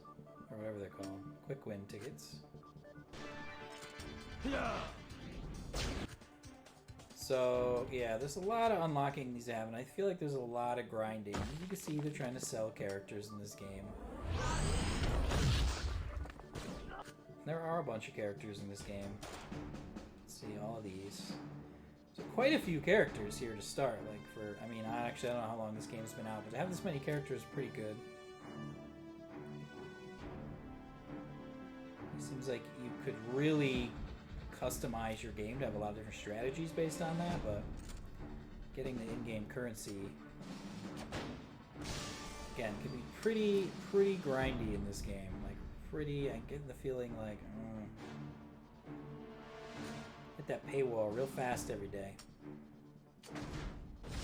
On the one hand, that's not a bad thing because, like, you get in, do your few things, and get out, but it's this problem. It's the fact that, like, if you want to go in and use all your stamina all day to speed up your progression, you're going to run out of those quick win tickets pretty quickly, though. You're still going to be left with a lot of stamina. So, like, here, I'll do this last level. I'll quick win it. Need VIP to do more than one quick win at a time. Now that's it. So now here I am with 58 out of 69 stamina. And if I want to actually use that to get the XP and the resources I need to level up my team, I actually have to play, well, in this case, 11 levels, because it's 5 energy per level for the at least so far. And so to go in here and be like, oh my god, I gotta play, you know. And again, I can auto play, but even to auto play 11 levels with no speed up is like, that kind of sucks. And I did a little of it yesterday, and I did not enjoy it. It's like taking up a lot of time on my phone, and I'm just sitting here like watching.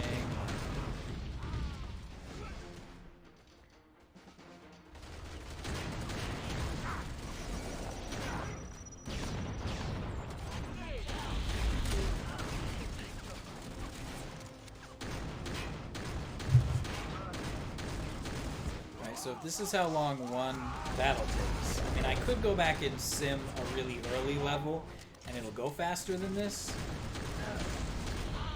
but you don't get nearly the XP or items.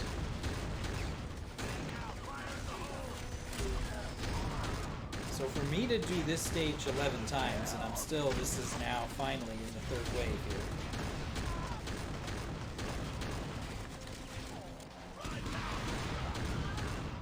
You know what I'm saying? Like, I'm not doing this 10 more times today just to use my stamina. So I feel like I've got plenty of sim tickets in Walking Dead, in The Walking Dead and in Galaxy of Heroes. This game, no. Not at all enough. And to hit that wall is... Again, look how long this takes. Still not done. Still not done.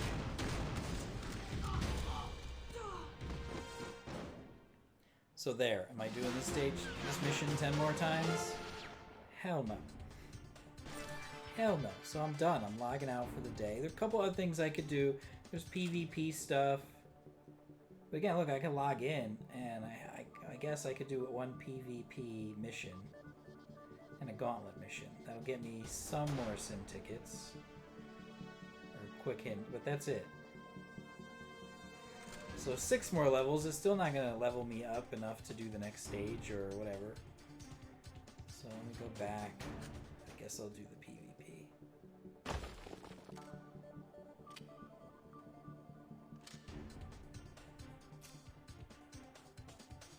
Searching for opponent. Sometimes they get much easier opponents, sometimes they get like way tougher opponents, sometimes rarely are they actually like totally even, I found. Yeah, work on the matchmaking a little bit here. Opponent found.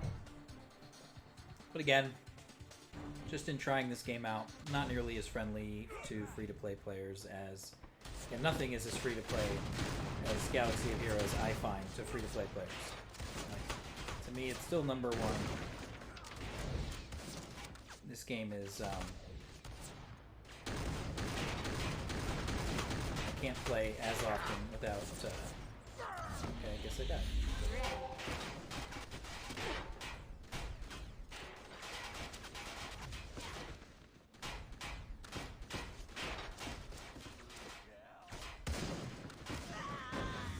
Well, I'm losing here.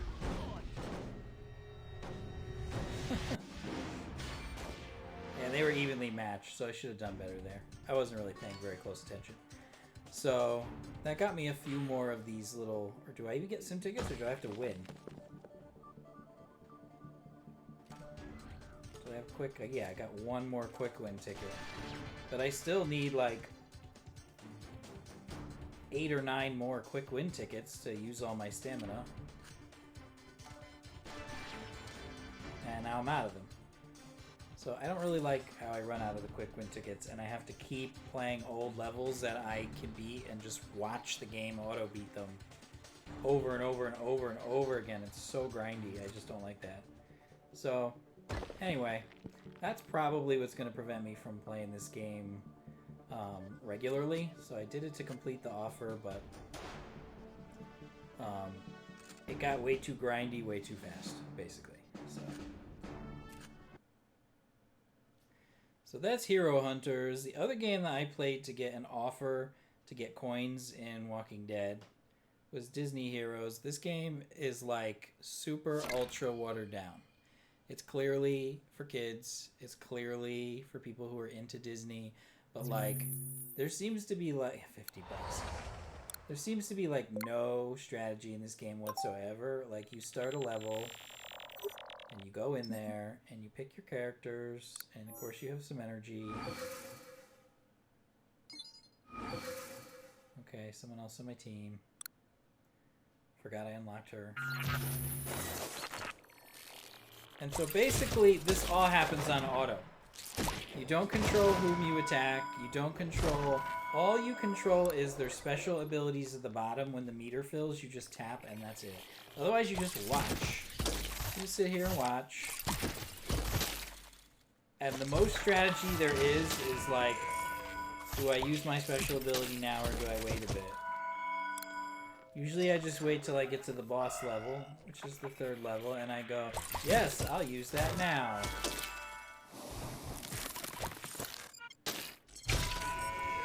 And that usually ensures that you beat the bosses. That's it. There's not like... Maybe later in the game there's some like team strategy, but early in the game it seems very... Choose my heroes. I only have 4. So maybe later in the game, like, the heroes that you pick matter a lot. But when you're actually in the levels, all this fighting is automatic. There's no weapons, there's no gear, there's no choice of attacks. There's no defense or taunting or healing, or there's no buffs or debuffs or anything. You just watch. And then every now and then you go, maybe I'll use a charged up ability.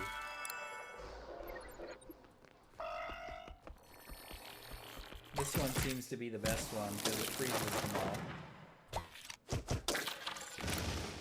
That one does some damage. Again, otherwise, once you're at the boss level, you're just, as soon as you get your special ability, use it. And it's pretty straightforward, pretty easy. You get, like, candy and stuff to gear them up. But yeah, I'm not feeling like the gameplay depth is here for me right now. So... I mean, the concept is neat. I'm also, like, I'm not a Disney fan necessarily. I don't like, oh, I gotta, you know, so, yeah, I can give her some spaghetti and meatballs. I don't have enough, okay. But, like, basically when you get stuff, you equip it, and if you want to play a level, you can go back and play an old level and hope you get it again. There doesn't seem to be any ability to sim it, like I would have to go in here. Oh, can I? I don't know. Okay, you can, like, auto sim stuff a little bit. So you get a little bit of that. Not that hard to level up. I mean, again, it's easy. I guess it's what I'd expect from a Disney game. It's very easy. It's very approachable. But honestly, I haven't played it since I got my reward in Galaxy of Heroes because, again, I'm not that interested in the Disney characters. But the main reason is just not enough depth of game for me. It does seem like it's friendly to free-to-play players. I will give it that. Like, it tells me what to do too. It's like very like, here, do this. Like, see, I've got lots of this gold currency here, so.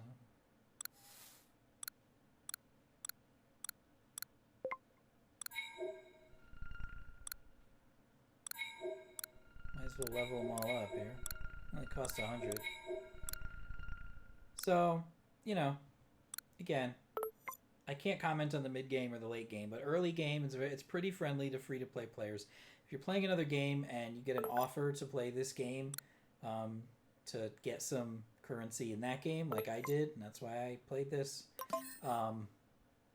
it didn't take me very long to get it, and I got my reward very promptly. So, again, if you're into Disney or you want like Galaxy of Heroes, but like simple and easy and light, then this might be an option for you. So that is Disney's Heroes.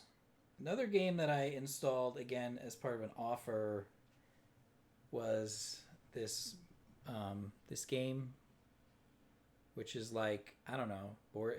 You have a board that looks like a board game.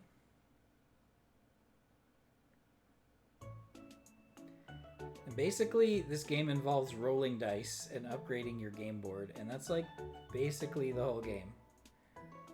So here I have 35 dice rolls. So I just roll the dice, and when I do, I roll around the board, and you see that just automatically gives me this currency.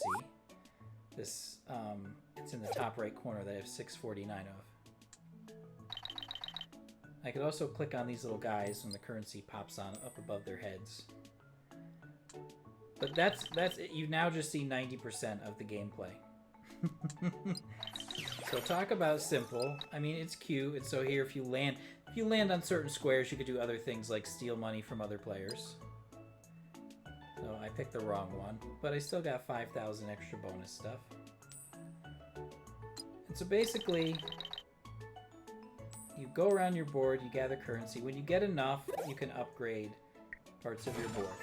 And so when you land on it or someone else lands on it, they'll get more now than they would before. So it's just this continuous cycle. You land on board pieces and click on those little dudes. You get more of those little coins. You reinvest them back in your board. You also get those little crystals that you don't use very often. Now, the only other thing that can happen in this game that is sort of interesting as far as I can tell is when you land on that home spot, which I'm going to try, and usually happens every time I log in once or twice. When you land on that home spot, sort of like it would be Go on Monopoly. Sometimes you get a little card, Go to Train. That's what I'm talking about. So Train is that first spot there. If you land on it, you actually go to someone else's board, which is interesting. And you go around their board until you land on the cops. And then the cops, you have to either pay in crystals or escape. So, okay, so I already am a prisoner. So I can either spend half of my crystals and keep playing on this board, which is a total ripoff, or just run away and go home. So actually, this was a waste. I didn't get anything. The ideal is you get like 4 or 5 free rolls before you get caught by the cops, and if you land on someone else's board who's much higher level board, you'll really get a whole lot of these little coins, or whatever they're called, little bunny coin things. I don't know what they are. That is literally it. You go around your board, occasionally go around someone else's board, so go to police. Alright, whatever. Very Monopoly-like. You pick up the cards, it says, go to so-and-so. Of course, you don't have to worry about landing on the cops on your own board. You can get more cops. Sort of kick people off your board sooner. Alright, so I landed on the train again. Now I'm on someone else's board. Like I said, every day you log in, you'll do 35 rolls or whatever else, and you'll get someone else's board a couple of times or so. So there, I just got 1,700, which is more than I get on my board. Another 1,700. 10,000, that's a big one. It looks like I blew up their building too. So it's not actually like a nice... You don't want other people to land on your board. You like getting tokens and blowing up buildings and stuff. That's why they have the cops out there. Once you go around once, that's the max you can do. So I max out that board. You see I got a lot of coin now, which is good. You can upgrade your buildings by clicking on them or going here. Sort of a quick guide. Let's upgrade that building. So I got 2 out of 4 upgraded on my green side. Let's upgrade the purple. Occupied. Why is it occupied? Someone else on my board or something? I don't understand that.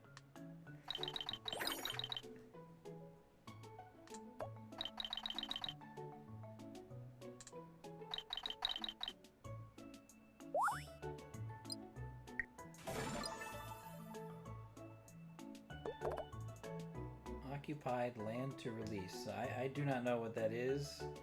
Like someone steal my property or something while I was away. I don't get it. Once you get all the upgrades, so you see I need 1 more yellow, 2 more greens on your board, you'll level up essentially. So I'm level 4 right now. Level 4 is what you have to get to. There's a level 3, I think. 3 or 4. If you get to level 3 or 4 to get the offer. I mean, it's cute, I guess. You know, if you're into board games and you're into like cutesy stuff, and I mean, it's not very strategic. It's not a deep game. It's pretty straightforward. Just rolling dice. And you can sort of see the length of a session here. I'm almost done. It's only been like what, 5 minutes? These apparently are like themes that you can apply to your board, but they're very expensive. So I've collected some of those, but I can't actually like switch to them. So if I want to switch to Lost in Space, it's going to cost me 500 of these crystals, and I only have 50, and I really don't even spend the crystals either. So probably take like weeks to get that. I've seen what some of the boards can look like when I land on other people's boards. Like they're not just square boards. That was a good one. You know, they've got a lot of theming and they're different shapes and things like that. So all apparently unlockable as you play.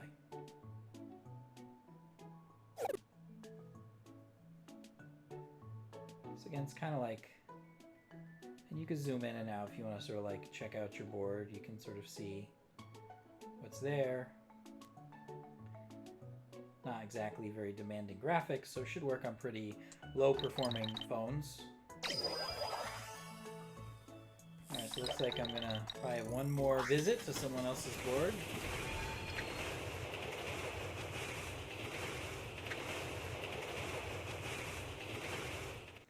I don't know, it says continue on to next stop. I've never done that. I always just stop at the first one that pops up. I don't know why I wouldn't.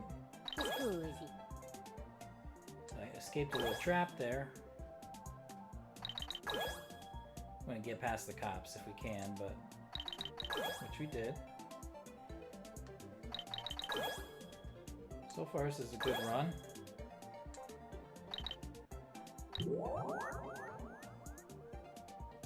Whoops. So I didn't quite hit the jackpot there, but I got some coin. And again, once you go all the way around, you go back on the trip. So that was a good little trip. You do want to spend all your coin before you exit for the day because someone else will steal it. As you can see, it's pretty easy to steal it either from a card pull or landing in the right spot or going to their board. Fortunately, the other thing I can upgrade... Okay, I do have one more upgrade here, so that's good. Again, I don't know why DeMarcus is occupying my land. I don't know how to do that. I don't know if I need to like land on it myself to like stop that.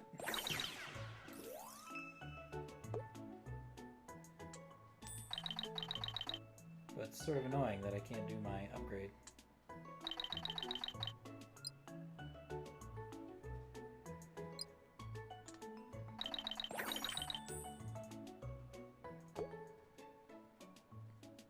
just about done. Or not, because I got 10 extra rolls.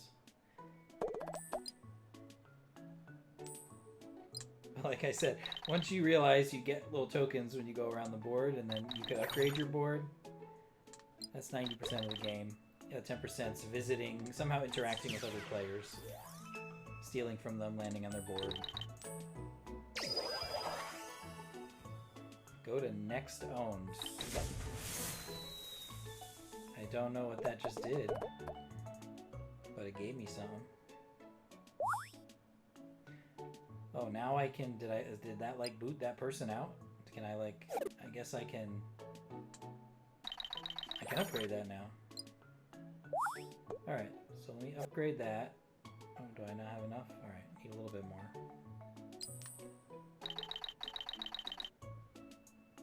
Alright, last upgrade. This level. So now, oh, you need more coins to get to the next level. So I probably won't get 22,000 in 5 rolls. Once I do, though, I'll click that little guy with the 4, and then it'll upgrade me to 5. And at that point, I'll either get a bigger board, or I'll get something else, like a bunch of dice rolls, or a bunch of coins, or something. You get some reward when you level up. This is the second size game board. You start with a slightly smaller one, and then you expand, but I don't think I want to spend here. That's why I'm not getting more crystals.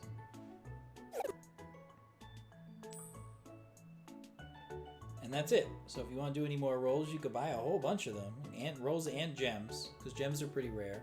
For a few bucks, but I don't need it. I mean, they go up pretty quickly.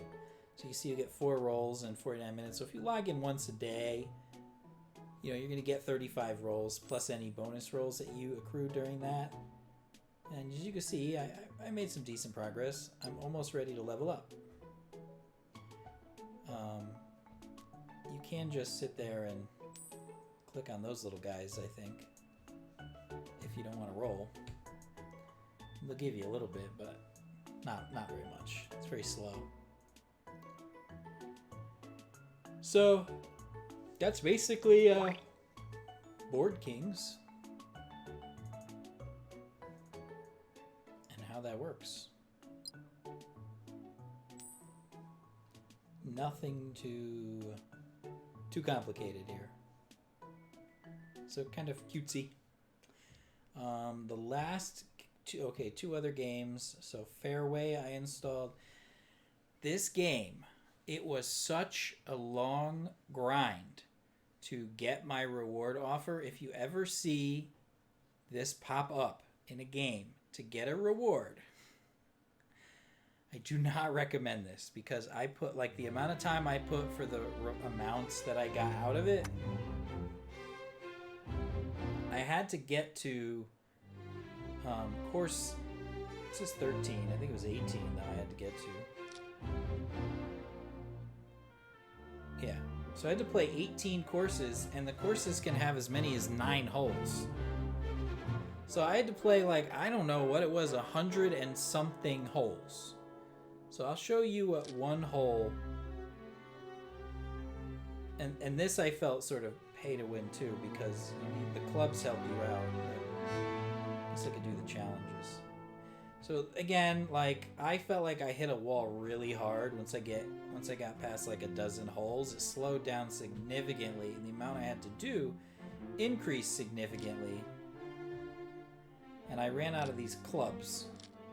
You don't get clubs unless you have these golf bucks, and so I felt pressured.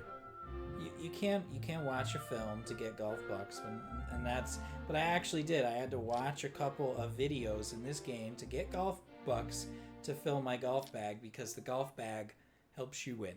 And so here I was trying to get an offer for another game, and hey folks, I ended up having to do offers in this game just to get where I needed to get, and that kind of stuff.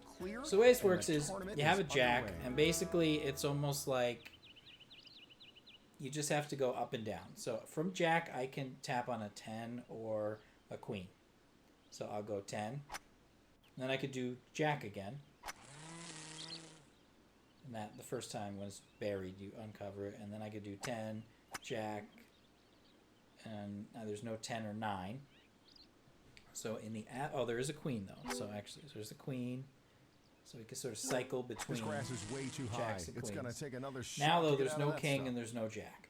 So I can use one of my It has clubs. suddenly So if I gotten use my very 5 club, quiet out here. then I can use the 4, 5, 6 here. So let me just show you how that works. So I do 5, and so there's the 4. But unfortunately, yeah, I shouldn't have done that because it was in the grass, so I couldn't get a chain going there. But the other option is if you don't have any clubs to use and you're stuck, you can draw from this deck. So I got an ace, but there's no 2 or king here, so nothing I could do.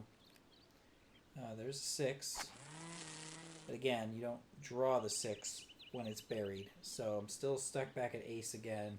So 9, now I can do 8, 7, 8, 7, 6.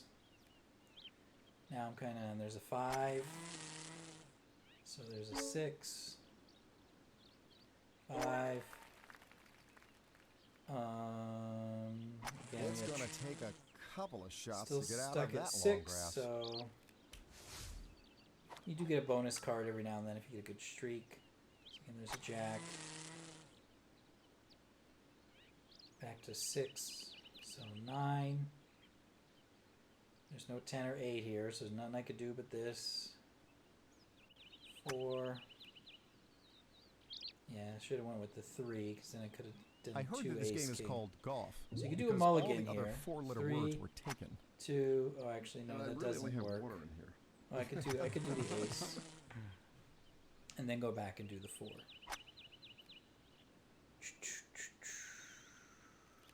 2 ace. So you can see I'm running low on cards. Once you run out of, the goal is to wipe out all the cards. There's many of the cards as you can up there. You still see I have quite a few to uncover and get, but once you run out of those cards down there, those 8 cards, you're done.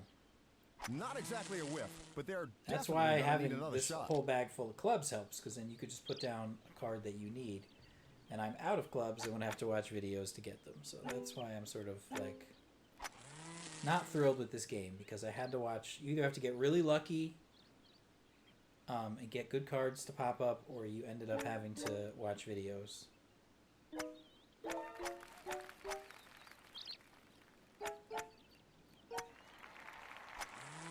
It's a nice little run there. So I actually should get some bonus cards. Yeah, I get a great shot reward. So there, I got some golf bucks, and actually now it gets me closer to being able to buy another full set of clubs.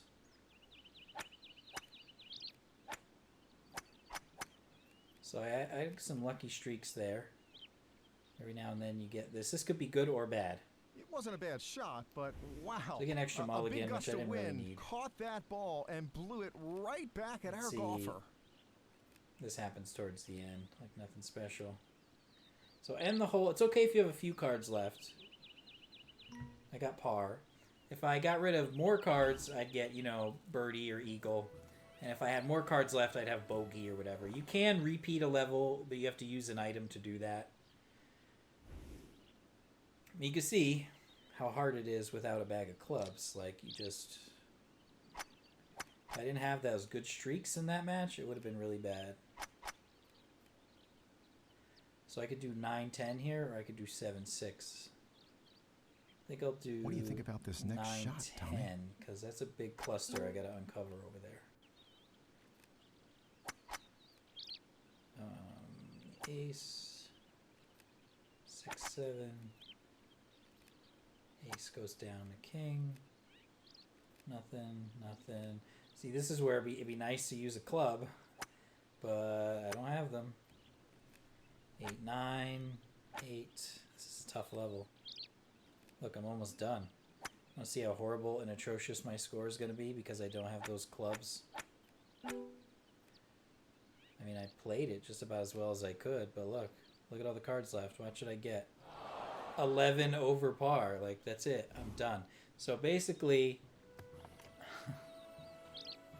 I could use this eraser to replay the hole.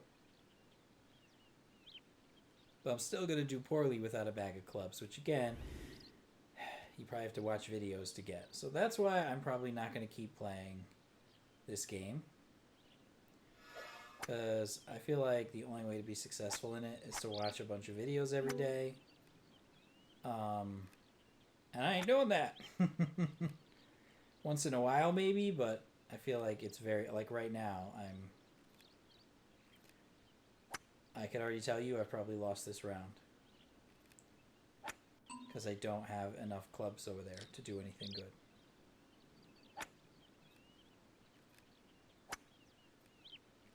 But that is the nature of most free-to-play games.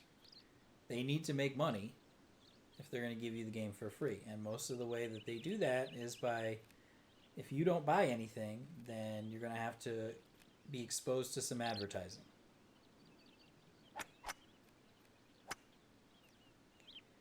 And so you can see I used my eraser to start again, but it doesn't matter. I still sucked major time.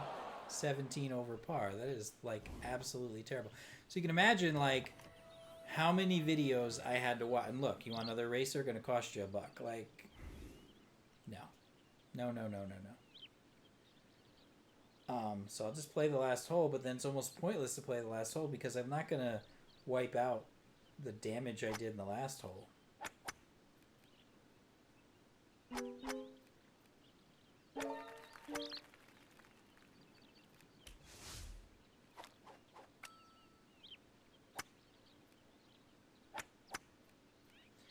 So that wedge unlocked those sand cards. Now see, if I had a queen, I could, or if I had like a 4, I could do 4, then 3, 2, ace, king. I could wipe out a bunch of cards right now, but I don't because I didn't watch videos for clubs, but that happened anyway.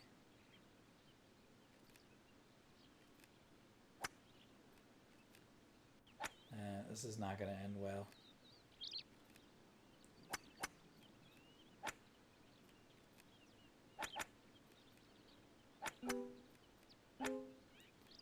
Well, actually, if I get the right card here. So this is a good spot to use a club because you can see that it's all 5, 6, 7, 8. So I could do 6, 7, 6, 5, 6.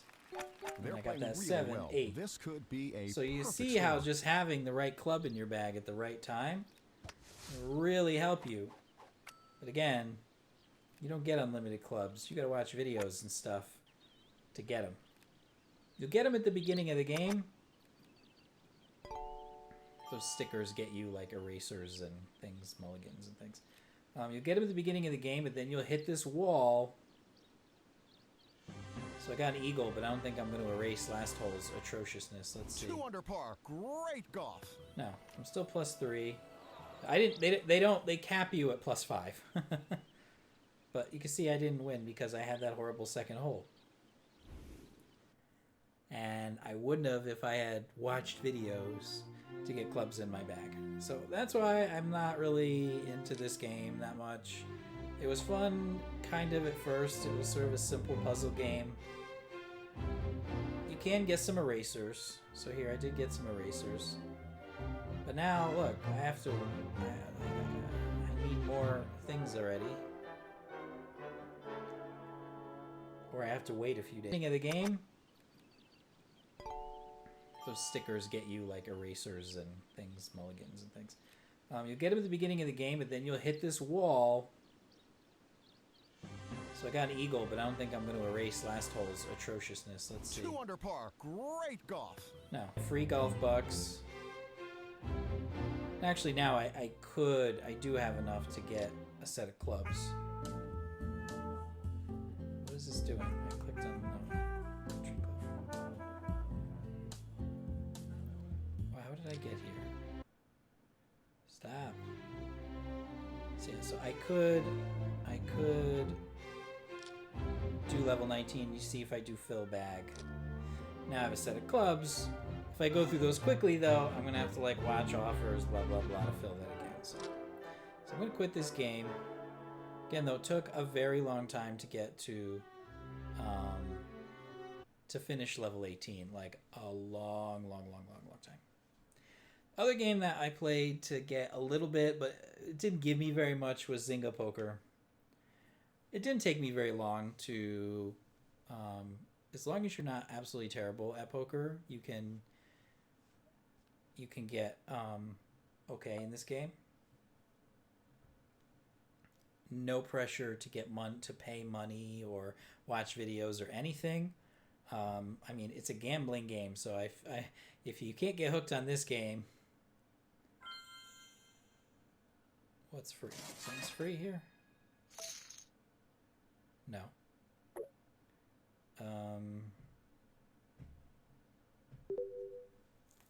So they figure if you're already a gambling type and you play this game, you don't really need too much incentive. Nonetheless, yes, they will sell you stuff. But I did not pay, and I got the offer redeemed, no problem. So, I mean, I would only play this if I had an urge to play poker. I'll leave it on my phone, but I'm not really...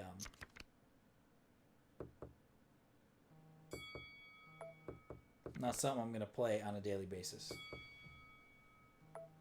Well, no one's raising, so it doesn't hurt to check. I got nothing here. They probably don't have anything. So, but I'm going to call because if they don't have anything, they may just have high card. And I might win with a king. So let's see. Oh. Should have bet more than that if you had a pair. But it didn't cost me much. So that's why I was like, might as well. 2,000. Pretty much always check off the gate. Oh, 4, 5, 6, 7. So I have a straight draw. But I can't risk it. Not for 44K. 4, 5, 6, 7. If an 8 or a 3 pops up, it'll sting a little. Yes, he didn't even have a chance. That hand got a little too rich too quickly.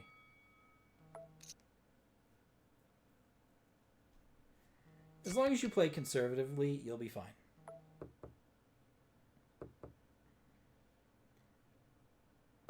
I think, anyway. I haven't run out of money.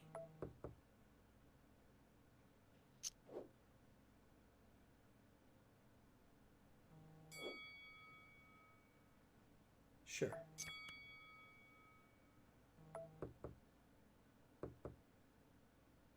What do you got? I got high card.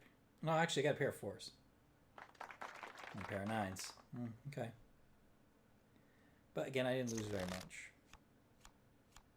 6, 7, I guess. It's kind of a crappy hand. If I don't get a good flop, then I'm out. Nah, I'm out right now. I find that if you only bet when you have, oh my god, 4, 5, 6, 7, 8. They flopped a straight. You gotta be freaking kidding me. You've gotta be freaking kidding me. What were the chances of that? Well, because that dum-dum bet right off the bat. And watch, they may have like 3 of a kind. I still would have won. Oh my god, I could have gotten so much money here. Oh my god. Unless they have a straight too, but still. Oh, that's terrible. That was terrible. What a loss. It was still the smart move though. That was very unlikely. But man. That's why it does unless someone really throws a lot. 68. See, no, you don't. But for a modest bet, $2,000, $3,000, $4,000, $5,000, yeah, I would probably call that most times just to see the flop, and then duck out. Wow, guy bet like a third of his money.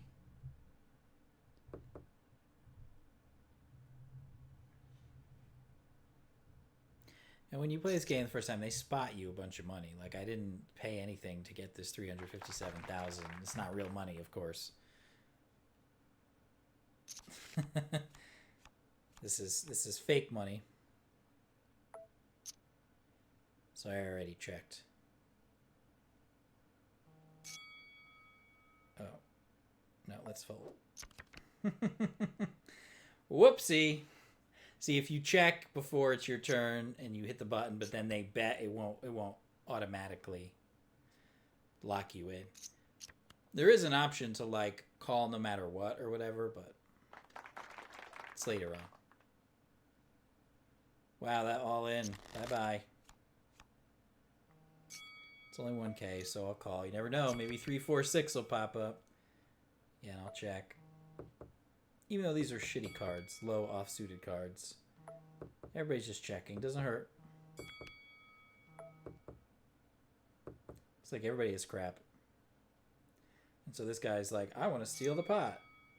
Go ahead, take your 6. Because he's got big money now, so he could throw it around like that and just steal the pot. Doing it again. He's just trying to steal the blinds even.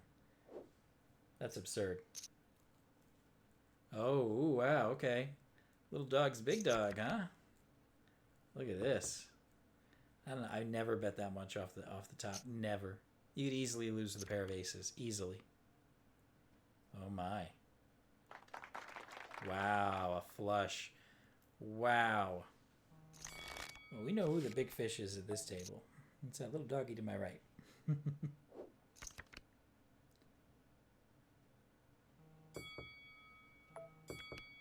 Alright, so we're looking at a flush draw, and I have a pair of 4s. So I'm actually going to bet. And what I like about this is most people are like, he hasn't bet yet at all. What do I do? See, that guy's like, he's totally confused. Because he's like, 30,000 isn't that much for what I have.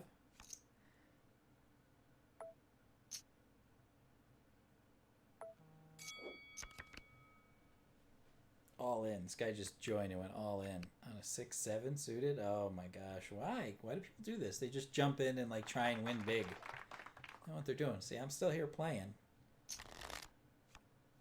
You only need to win a hand every once in a while. I had 7-8 suited, but he's just stealing the blinds, this guy. So I might leave this lobby because when that happens, usually I can weather the storm. This guy's just stealing blinds, so I'm out of here.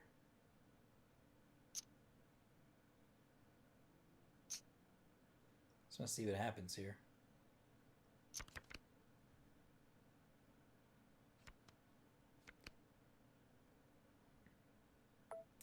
Yeah, I'm out. Ooh, exclusive VIP benefits. Gave me the name Shades. Ooh, I'm in the VIP tier. Yeah, on purchases. Yeah, that's nice. So again, this game was... Oh, okay.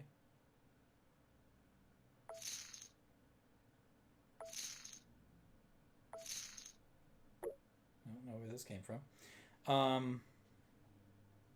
So again, pretty easy, straightforward game. If you're half decent at poker, you can complete any offer that involves Zynga Poker without having to spend any money or wait many days. So that concludes the games here. So Hero Hunter, Zynga Poker, Disney Heroes, Fairway, and Board Kings that I used in Walking Dead Road to Survival. And you can see... Oh, good, 180. You can see in the offers here just how many I got. Coins I got in this game, just relatively. So so I got the 192 coins for the Disney game pretty quickly. The Fairway Solitaire, that 256 took me a long time. Do not recommend that one. The 224 coins to finish level 2 on Board Kings, pretty straightforward, didn't take me long at all. Hero Hunters, I just got that just now. That took like 4 or 5 days and there was some grinding in there the last few days. So, but I did get 512 coins from that. And, you know, I definitely recommend if anyone hasn't played Galaxy of Heroes, do that. So those are some new games I tried. None of them are going to enter my main rotation. I'm still going to keep Galaxy of Heroes as my #1 mobile streaming game. I'm still going to invest most of my time into it. This game here will be my second most highly played game. And the reason these are both my highly played game really is the people. So I have a guild in Galaxy of Heroes. I have a faction, they call it, in this game. And really that's what's keeping me in the game. I might have quit this game already, Road to Survival, if not for the faction. It's a pretty decent group of people. It's hard to find decent group of people when you're playing multiplayer games. So we got a faction road tournament going on. Ugh. But this game, it's taking way too much grinding to be successful in it. It's like a huge cash grab at this point. It's like spend money or grind like crazy. And so I'm doing the grinding, but it's like there's nothing really new. I don't feel like I'm progressing very much. I feel like the roles are dominating. So I feel very stagnant in this game. Occasionally I make some progress, but a lot of it's just doing what I'm doing right now. Like, here's an event, and I'm just going to be autoing this for like a couple of minutes until I use up my event energy. They have not added a game mode to this game in a very long time. And they did add something called Faction Assault, which is like the raids in Galaxy of Heroes, like the Rancor and the Pit but it's implemented very poorly in this game, very poorly. The amount that you get for prizes is highly dependent on when you choose to fight in the raid, and so a lot of it depends on if you log in at the wrong time, and it's very easy for the Faction Assault here to be done and you not have a chance to participate. Very easy. There's not like an in-between where like it's running for a couple of days, so you definitely have a shot to get some points. But it's still easy enough to beat. It's either like ultra impossible, which is the tier 6 here, or you can destroy it in a matter of minutes, which is tier 5. So totally off balance here, and it happens so rarely. We've done like a faction raid maybe every 3 weeks to a month, which is crazy. Like, there's raids happening all the time in Galaxy of Heroes. So again, pretty, I think, weekly implement. It's neat in like the animations are good, the enemies are interesting, but just the way, it's the economy of it that just kind of sucks, frankly. So something else Galaxy of Heroes does better than this game, even though Galaxy of Heroes doesn't do it perfect, is the raids. It makes a lot of people mad, the Faction Assault here. So we end up doing the tier 5, and we try and get people like scheduled, so that everybody gets some rewards, but nobody like steals all the good points. But it never works out right. We haven't figured it out. And it's very hard to do the way they designed it. So again, easier in Galaxy of Heroes. They did add mods to this game, brand new. Just added it in recent weeks. Again, a lot of parallels between these games. It looks aesthetically different, but they're mods. They improve your characters. You could take them on, you could put them off. Nothing really surprising about it.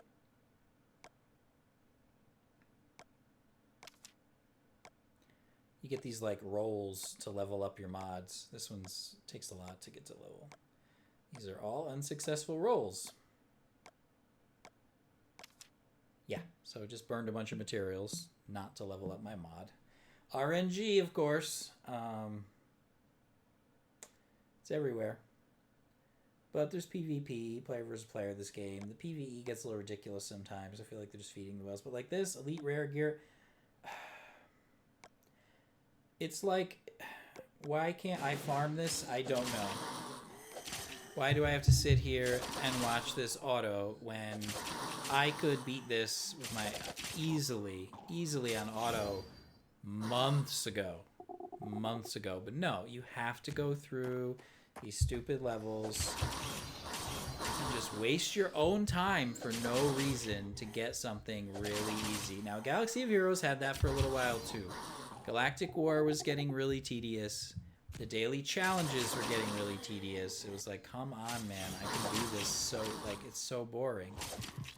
This game, you can sim the world levels, but you can't sim the roadmap stages like this. These, and I think it's because the gear in this game is it's the choke point in this game is the gear. And so since this is gear, they're gonna make you grind if you want to get a little bit of it. Even though it's just auto, yeah, I could just go to the bathroom or go get some water or do whatever. In fact, I will drink water because I'm thirsty. But there are some days where there's so many roadmaps that I can auto and that I need to auto. And that's just ignoring the ones with bad prizes. But the ones with gear I need, or tokens that I need, I could sit here for like all day, on and off, and just do this. So here, I'm going to refresh my energy here. And you can see this is just 3 levels. There's like 8 to 10 levels here. Sometimes there's multiple stages, each with multiple levels. Especially on Thursdays. If today were a Thursday, if it were tomorrow, oh my gosh.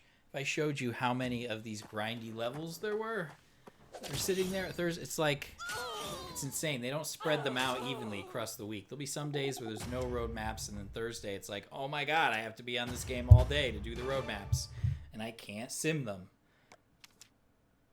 All that just to get a flak jacket. And then the worst part is you can replay the last level. You won't get the gear. I won't get the flak jacket again. Just to get the elite rare gear, which isn't really that elite or rare anymore, but you do have to still get it. So kind of too much grinding in this game and not enough new content. I mean, they do keep adding 6-star characters to the game. Now there's 73 of them. And, you know, that's the top you can get is 6-star, but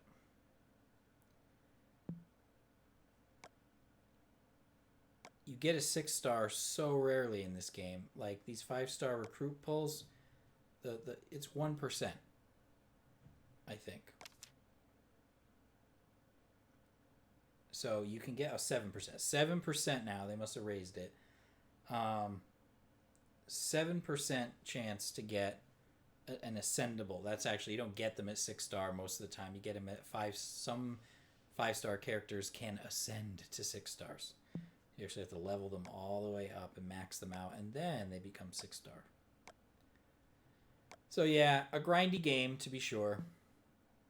Lately, and the events, the faction events, really need work. They're getting pretty stale, and so they really need to do something about that. They've lost a lot of players as a result, so they've got to figure something out.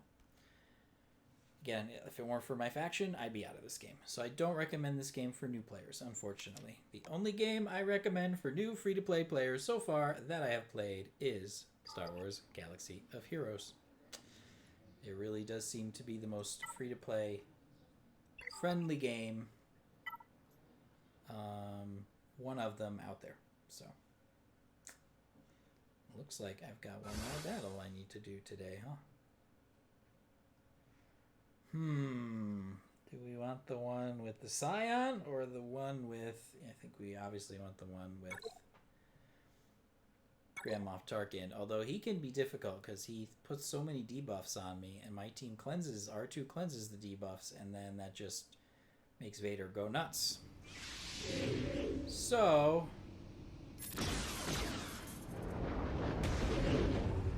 I need to get rid of Palpatine. This team is exceptionally fast. Usually I will go before Thrawn. This time I didn't. So I'm gonna... Believe it or not, I'm gonna fracture... I'm gonna fracture Thrawn. So he doesn't fracture me. It's gonna take everybody on my team to take out Palpatine quickly. And then Nihilus quickly, and Tarkin quickly. And see, that kills me, because Vader's going to get so much turn meter. They're all getting turn meter when those buffs are just low. That's why sometimes I do actually just stun Tarkin. The problem is, I'm slowly bleeding to death. As long as Palpatine's alive, I'm actually quickly bleeding to death. So now, let's see if I can stun Nihilus. Nope. So I'm worried about Annihilate right now. I need to then quickly turn my attention to Tarkin. Nihilus stun, I might just try and stun Tarkin. But I didn't. Crap. Because if he throws those debuffs on me, oh crap. Like, Look at all the turn meter. Now watch Nihilus annihilate me. I'm screwed now. That is the one thing that cannot happen. And they're gonna go after Han or R2. He's the other one they go after a lot.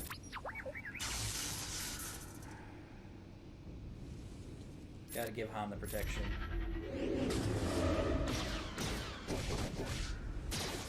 Gotta get rid of him before the cooldowns. So I'm in deep doo-doo now.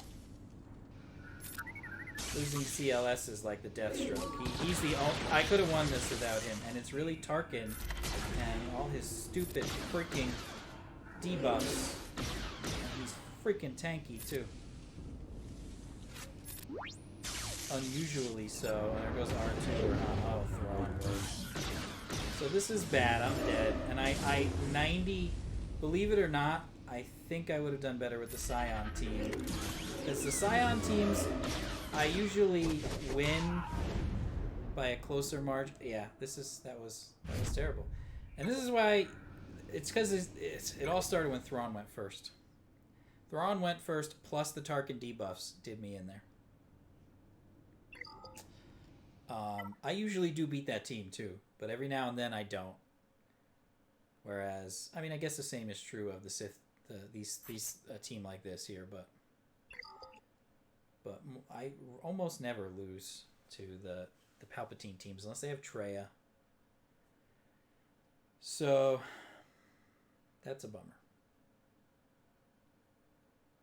In fact, are they still even ranked there? Yeah, so he's still 25. I should have gone with... I bet I can beat... Yeah, let's see who's 24. Yeah, I could have beat the 24 team more easily than the 25 team. So that was my mistake. Doesn't matter, though. I'm still 29th. It's a good place to start tomorrow.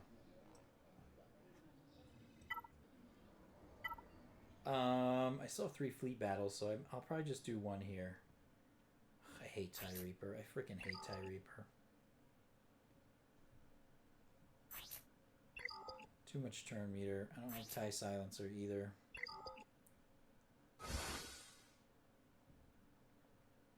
Alright, this is a pretty even match.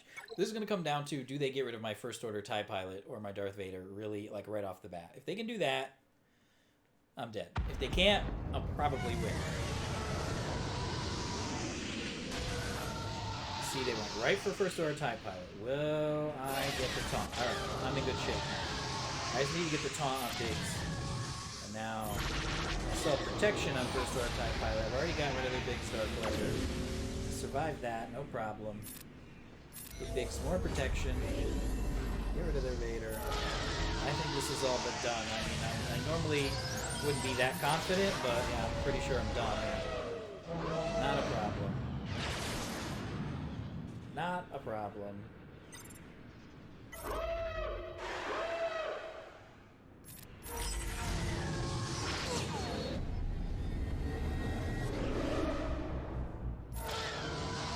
Look at Biggs. He's got bonus protection, all that. He's doing very nice stuff.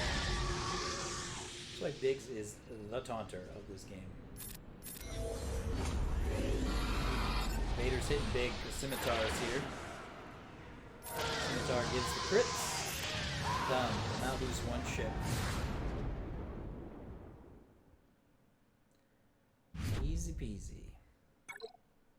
Look, I'm 29 in fleets, and I'm 29 in squad. Both arenas, 29. How about them apples?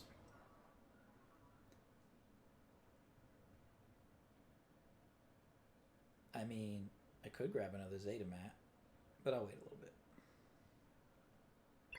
Alright, I think I've done everything I need to do in this game today. There's really... Oh no, I didn't do... Let's see if I can get an Omega here. Nope. So I need to get that last ability match challenge, because you could earn Omegas for that. Didn't do this one either.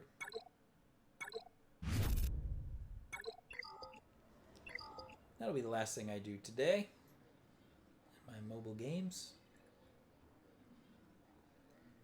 Seriously, the free-to-play games with all the grinding in them, I mean, you could play them for like 12 hours a day. You get a few of them to rotate through them. So dangerous. So dangerous. significance. The only reason why I haven't gotten another Galaxy of Heroes, a second account, that'd be it. That'd be like my whole day. Maybe not at first, actually. I take it back, because I wouldn't be doing guild events. I wouldn't have unlocked very much at first. But then as I got later in the game and I unlocked all the stuff I have unlocked in my main account, oh my gosh. Having to do all the fleet stuff, having to do all the raids, having to do all the other guild events. Oh my gosh. It's wow. It's a time sink. It is a big time sink.